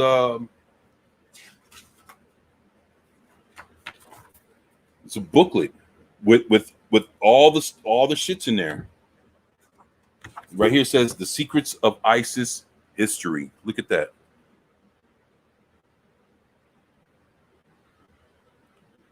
Yeah, ISIS, boy, this is some good shit here, man. Some good shit.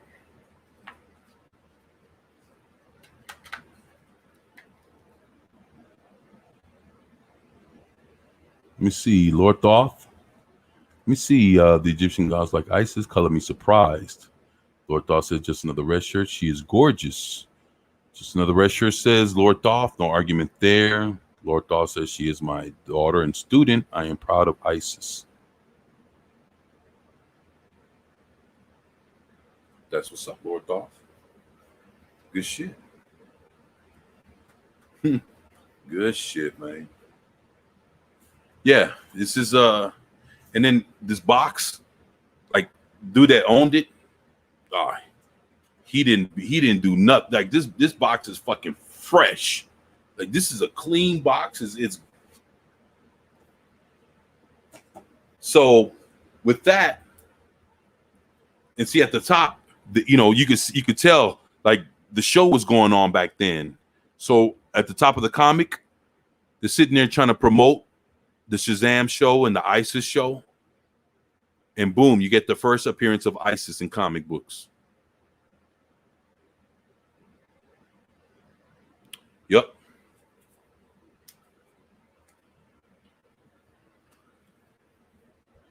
Dinner bells been ring.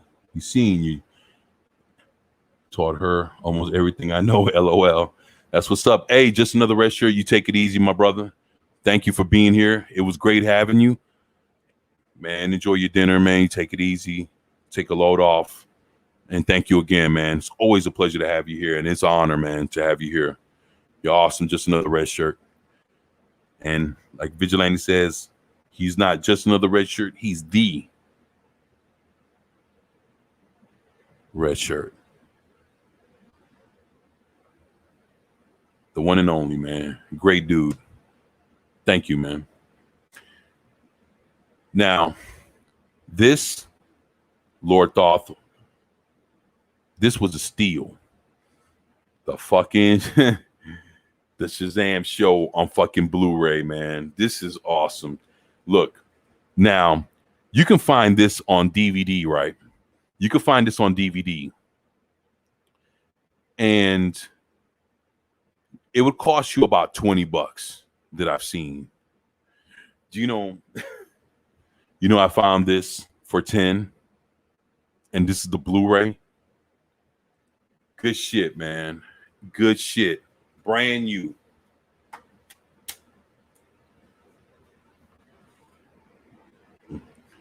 You remember the old man, Lord Thoth? His name was the Mentor, and that's it. He wasn't he didn't have no other name.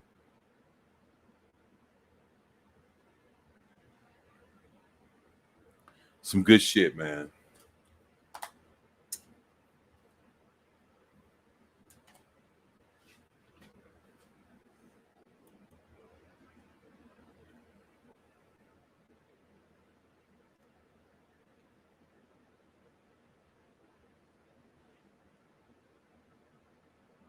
Just another red shirt, y'all.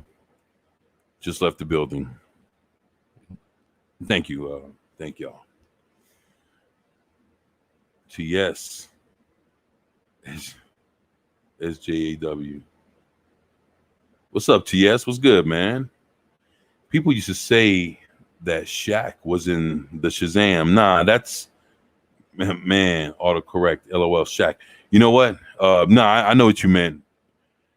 Dude, back in the 90s, or yeah, it was the 90s when Shaquille was, doing his thing. They had a movie. See, they had a movie called Shazam. See, that's the thing. It's between Shaq and what the fuck is his name?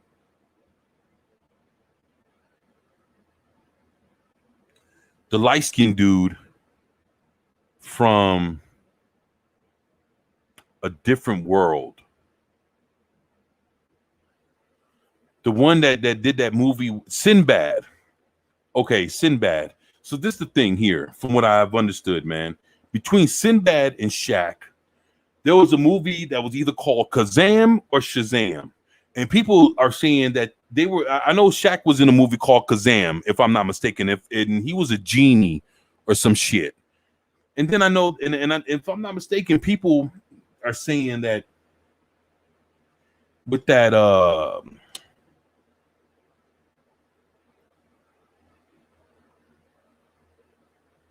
with the Mandela effect, that they have like the Shazam and the Kazam, and people trying to figure out if Shaq was in one movie and Sinbad was in the other, and all that shit became a fucking, along with the Berenstain Bears and all that other shit. Yeah, it's like I remember the Sinbad movie, even though it doesn't exist.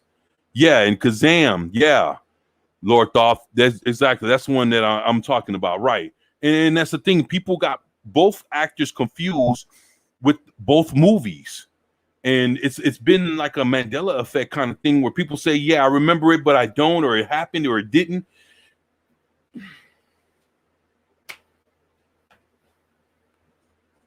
I remember the two movies. LOL, Vigilante, my man. There you go. And you remember the Berenstain Bears with the EI in there instead of the AI, right? Just saying, man. You got it, bro. And the Berenstain Bears, yeah, man. Shit. Now you got me in the Mandela effect zone and shit. I can't believe I even went there on this channel. But it happens, right? There you go. TS, my man. There you go, man. Yeah, but that's what the whole hubbub would be in. Yeah, I mean, and that's the thing, man. That shit was wild, man. I'm trying to figure that shit out. Lord Thoth says, LOL. Yeah, man. There you go. Yeah, man. Along with my Shazam Blu-ray. There you go, man. Good shit. So you got I tell you what, man. It all happened after they turned on the LHS. Just saying. There you go. Pete Towns' name too. Oh shit. That Mandela effect is no joke. Yo, shit. It'll have you second guessing yourself, man. Like, did I see it? Didn't I? I remember it slightly, maybe. I don't know. Like, that's some things though, man. Like that Berenstain Bear shit. Like, I remember it with the EI, man. Like, no bullshit, man. And then I started looking in books and they got the AI, and I was like, nah, what the fuck? I don't remember that shit. And then it was crazy because I saw a video where somebody was looking through their fucking VHS collection, and they were like, look at this shit. And they pulled it up, and you could see it did look real as fuck, man. You could see the EI in the Berenstain Bears when they were like, yo, people were talking about the Mandela effect and they were talking about the AI, but here I got the EI. I was sitting there looking at this shit like, damn. I remember that Shazam show from when I was a kid, man. Yeah. See, Lord Thoth, And I bought this, like I was saying, I bought this brand new for like $10. Yeah, and it's Blu-ray. Like you can find it for like $20 on DVD. I found it for 10. And this is the whole collection, man. Where they have the two dudes that played Shazam, but this dude here is the better one in the back. This dude, yeah. Well, fuck, covering them all up and shit. Yeah. But this matter of fact, he's still alive too. He don't look like that, but and if you look at the outfit, shit, Elvis, man, Elvis. So yeah, man, this is the whole collection. This is, let me see, 1, 2, 3, 4 discs, 4 discs long. $10 is a steal, brand new on Blu-ray.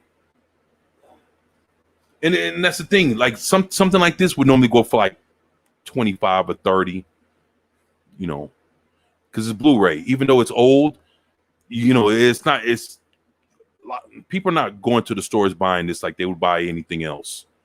So it'd have to be some kind of nostalgic factor or whatever. So you're not going to get this really at a cheap price. That's the thing. Like me, I go through so many sites. You have so many movie sites that you just have to keep looking, and you'd be surprised. Like you look this shit through and through. I looked for a while to see what I could find with this, and boom, you give me about 2 or 3 hours later, and I just combed through all kinds of shit. $10, man, and like $5 shipping and handling. Then you know, of course, you add on like maybe $2.50 for tax. So yeah, man, it's trust me, I live in the South now. TS, that's more. Yeah, what's up, man? I mean, shit, I'm in Texas, man. So here in H-Town, Houston. So yeah, man, I definitely understand about the South, man. So yeah, man, good shit. So yeah, I've been around, man. I got my $6 Million Man collection. I got my Bionic Woman collection. Got all kind of shit, man. I'm down, man. I got my Hawaii 5-0 sitting over there. I got my whole Dukes of Hazzard sitting over there. It's going down, man. You know, when I get a moment, I need to revisit Robert Meyer Burnett's Free Enterprise, man. I got the special edition with all the little extra shits on here. So definitely gotta run through this again. There's some good stuff here, man. Definitely want to run through this. But y'all, I think I'm gonna head up out of here in a few minutes. You know, I gotta go kick it with Junior. So thankful that he's here, and yeah, it's, good times, man. Good times. It's a blessing to be here with the kids, man. Love them to death, man. Nothing like them. Shit. So what's for dinner, y'all? What's going on? Holla at your boy. What y'all eating on? Lord Thoth? R&B, that's right. Robert Meyer Burnett. Hey, fuck, man. You know what's crazy? I bought this one. I bought this one. Fuck. Over 10 years ago, I bought this DVD. This one DVD. I bought this over 10 years ago. It had to be like maybe anywhere between 2009, 2010. I bought this movie. And been rocking with it ever since. And I haven't watched it in a few years, to be honest. All my movies have been in storage, and I finally went back into storage and started pulling some things out, and I came across this, and I was like, holy shit. You know what's crazy is that, since I've been watching the fandom, and watching everybody's channel, is fucking finding Robert Meyer Burnett and just knowing that, hey, well, I didn't know when I found just after speaking, after watching his channel and listen to him speak, and come to find out that he was the guy that created this movie. And I love this movie for over a decade and been keeping it, you know, making sure that it doesn't disappear, nothing. Some good shit, man. And the thing is, like my boy Vigilante's, you know, talk to him, you know, a time or two. Dog, it'd be honor and a pleasure. I can't wait. You know, I just want to earn my stripes, you know, to where you know it's you know, I earn my place at the table, man. I ain't all about free handouts, and I want to earn my shit, man. You know, if I ever get a chance to go on Friday Night Tights, is because I earned, you know, my way to where I'd earn that invitation, man. That's what I want, man. I don't want no free ride or no shit like that. I want to earn my way, man. That way, you know, wherever I get to, people can say, you know what, he deserved to be there because he worked hard and you know, and fought for his shit. So yeah, that's where I'm at with this. So yeah. And with that, I feel you. I'm working on a 20+ minute review on a movie and trying to do my own thing, and I hope it hits. You know what, Vigilante? What I hope you do is let me know when you're getting ready to send it off. I want to see that, man. I'm looking for that review, man. No shit, Vigilante. Like, just the fact that you've been working hard on it, I can't wait, man. This shit's gonna be awesome, bro. And you know, and I tell you what, man. Just as long as it hits with us, your peoples, you'll be your day. I'm watching it. And I tell you what, man, I'm a person that when I watch a video, I don't be skimming through. I don't want to see what you got to say in the first minute or two and skip to what you got to say towards the end and be done with it. I'm in. Like when I watch Friday Night Tights, I watch all that shit. When I watch Az and I watch Young Ripper, Eric July, or I'm watching Just That Guy or Critical Drinker or Nerdrotic, I'm watching the whole fucking video, man. Robert Meyer Burnett, I'm watching the whole video, man. Vigilante Williamson, I'm watching the whole video. I'm watching all their shits, man. I watch everything, man. I watch it from beginning to end. Like, what the fuck else am I supposed to do? I'm watching the video. I mean, I'm just like that, man. I just can't do the first minute or two and then let me go on to the next video. Dude, I haven't gotten nothing out of it. If I skip around like that, what the fuck do I get? So if I'm interested, I'm gonna watch the whole thing, man. And plus, Vigilante comes with some good shit, man. Make you think, man. I can't wait, man. Yeah, man. So that Vigilante, you know, your shit will hit, man. It's gonna hit. You put that much work into it, you definitely gonna catch my view on it. So I'm there, brother. Thanks, guys. Hey, and thank you, Vigilante. Shit, thank you, man. Great dude, man. You, Lord Thoth, shit, TS, man. I mean, great people, man. But shit, thank you, man. Shit. Yeah. Vigilante, you one of my favorites, man. So it's all good, man. For real. I'm looking forward to that shit, bro. So yeah, good shit, man. Let's do it. I can't wait, man. Hey, let me ask you this, Vigilante. I mean, you have a projected time when you're gonna drop the one? Like you thinking sometime during the weekend or sometime next week, or just curious? That way I'm definitely gonna be looking. I mean, dude, I got the bell. I already hit the bell, so you know, whenever everything comes, I'm getting the notifications. But you know, yeah, V-Dub is a favorite. Yeah, fuck yeah, man. There you go, Lord Thoth. Yeah, man, definitely one of mine, bro. Definitely get a spin, man. Always, man. Hoping by next weekend. Oh shit! All right, so we looking for like, yeah. So tomorrow's Friday. That's what's up, man. So we looking at another week. Yeah, man. It take your time, man. I mean, shit. Hell, it's crazy, man. I was watching a Young Ripper do his review on Black Widow.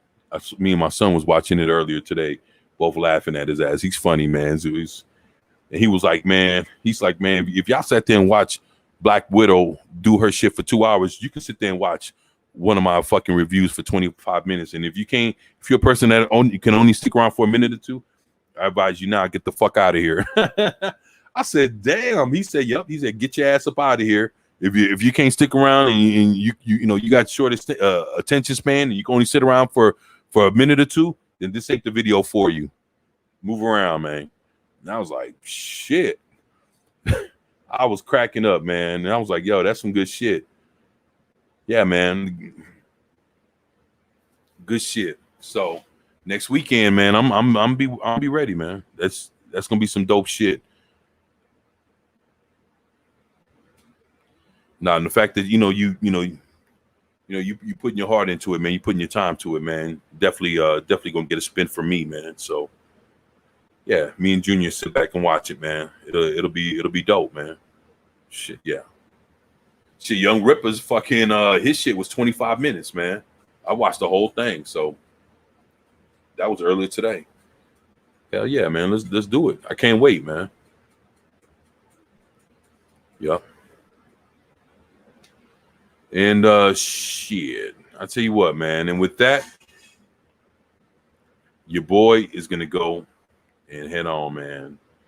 Check on Junior. Make sure he gets to eat. He got something to eat and see how the fam's doing and make my way on downstairs, man. So I wanted to thank everybody for being here. I've been on for 2.5 hours. Shit. It's an honor. It's a pleasure.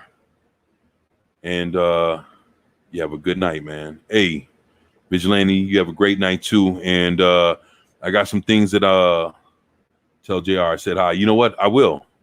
Thank you, man. I will. I'll definitely let him know, man. Yeah, because like I say, he thinks you're cool as fuck, man. So I'm definitely gonna say what's up. Let him know that you said what's up, man. And yeah, matter of fact, I'm gonna be posting some things on Prime Time, and I got some articles to share with y'all, man. So definitely tonight I'll probably be posting about maybe two or three new articles, and then we'll move on to see what tomorrow brings, man. So stay insane, bros. Thank you, Lord Thoth, man. Thank you for being here. Man, it's an honor and a pleasure. And Lord Thoth, me and you, man, we got a stream, bro.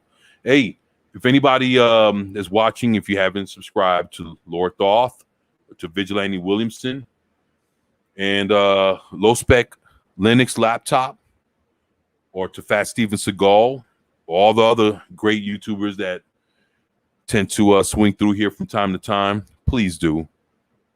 Please do. They got great content. They're great guys doing great things. And ATS, man, if you have a channel, shit, let us know, man. So that way we can get the plug in your channel, man. Or if you're working on one, shit, holla at us, man. Let us know. But everybody, man, you guys have great channels. You guys are great people, man, doing great things. And as always, it's always an honor and a pleasure to have y'all here, man. Even to hear me talk my shit.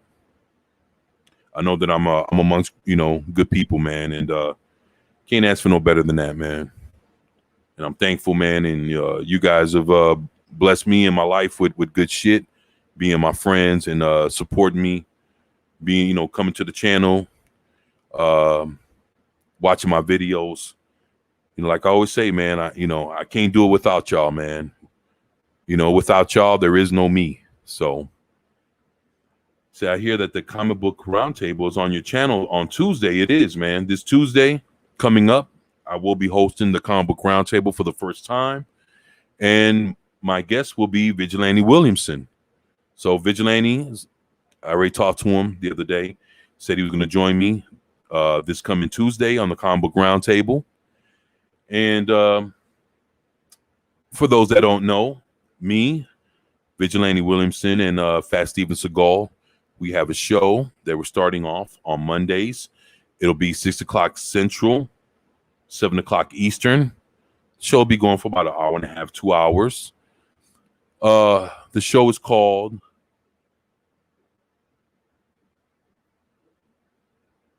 The Primetime Kings.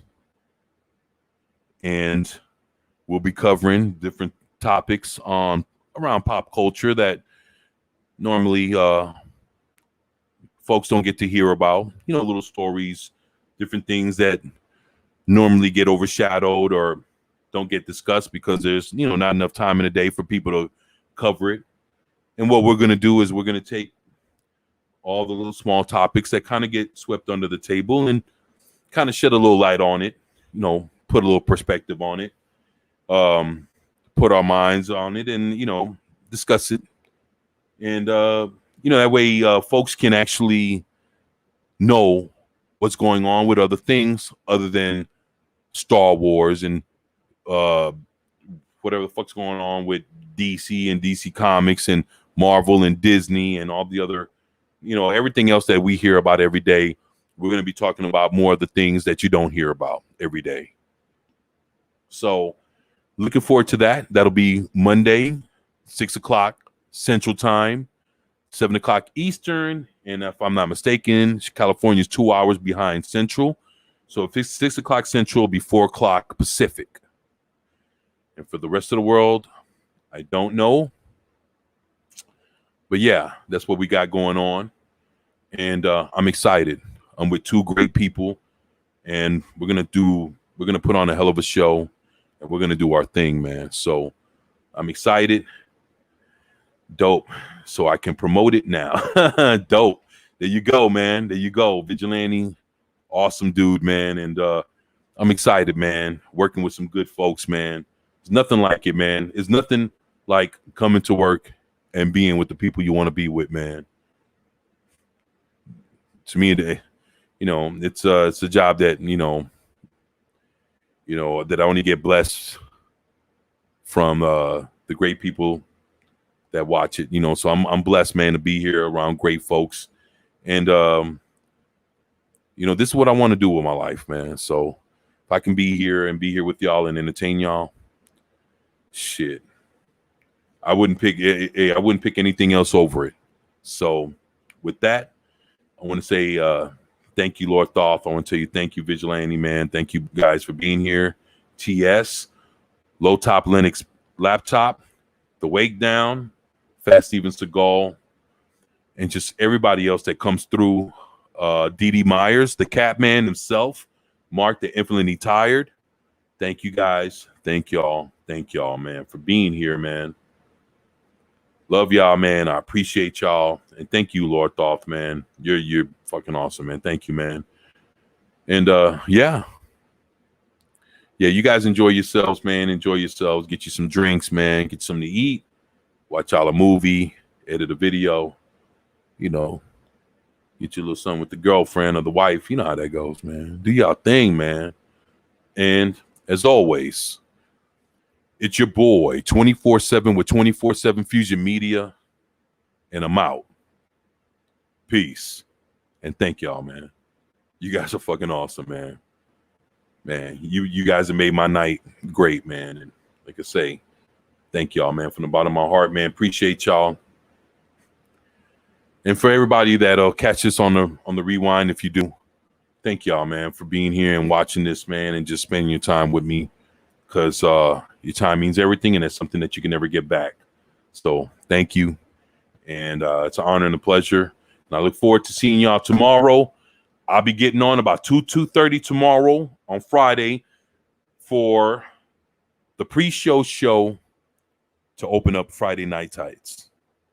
Yeah, I'm doing my own pre-show show.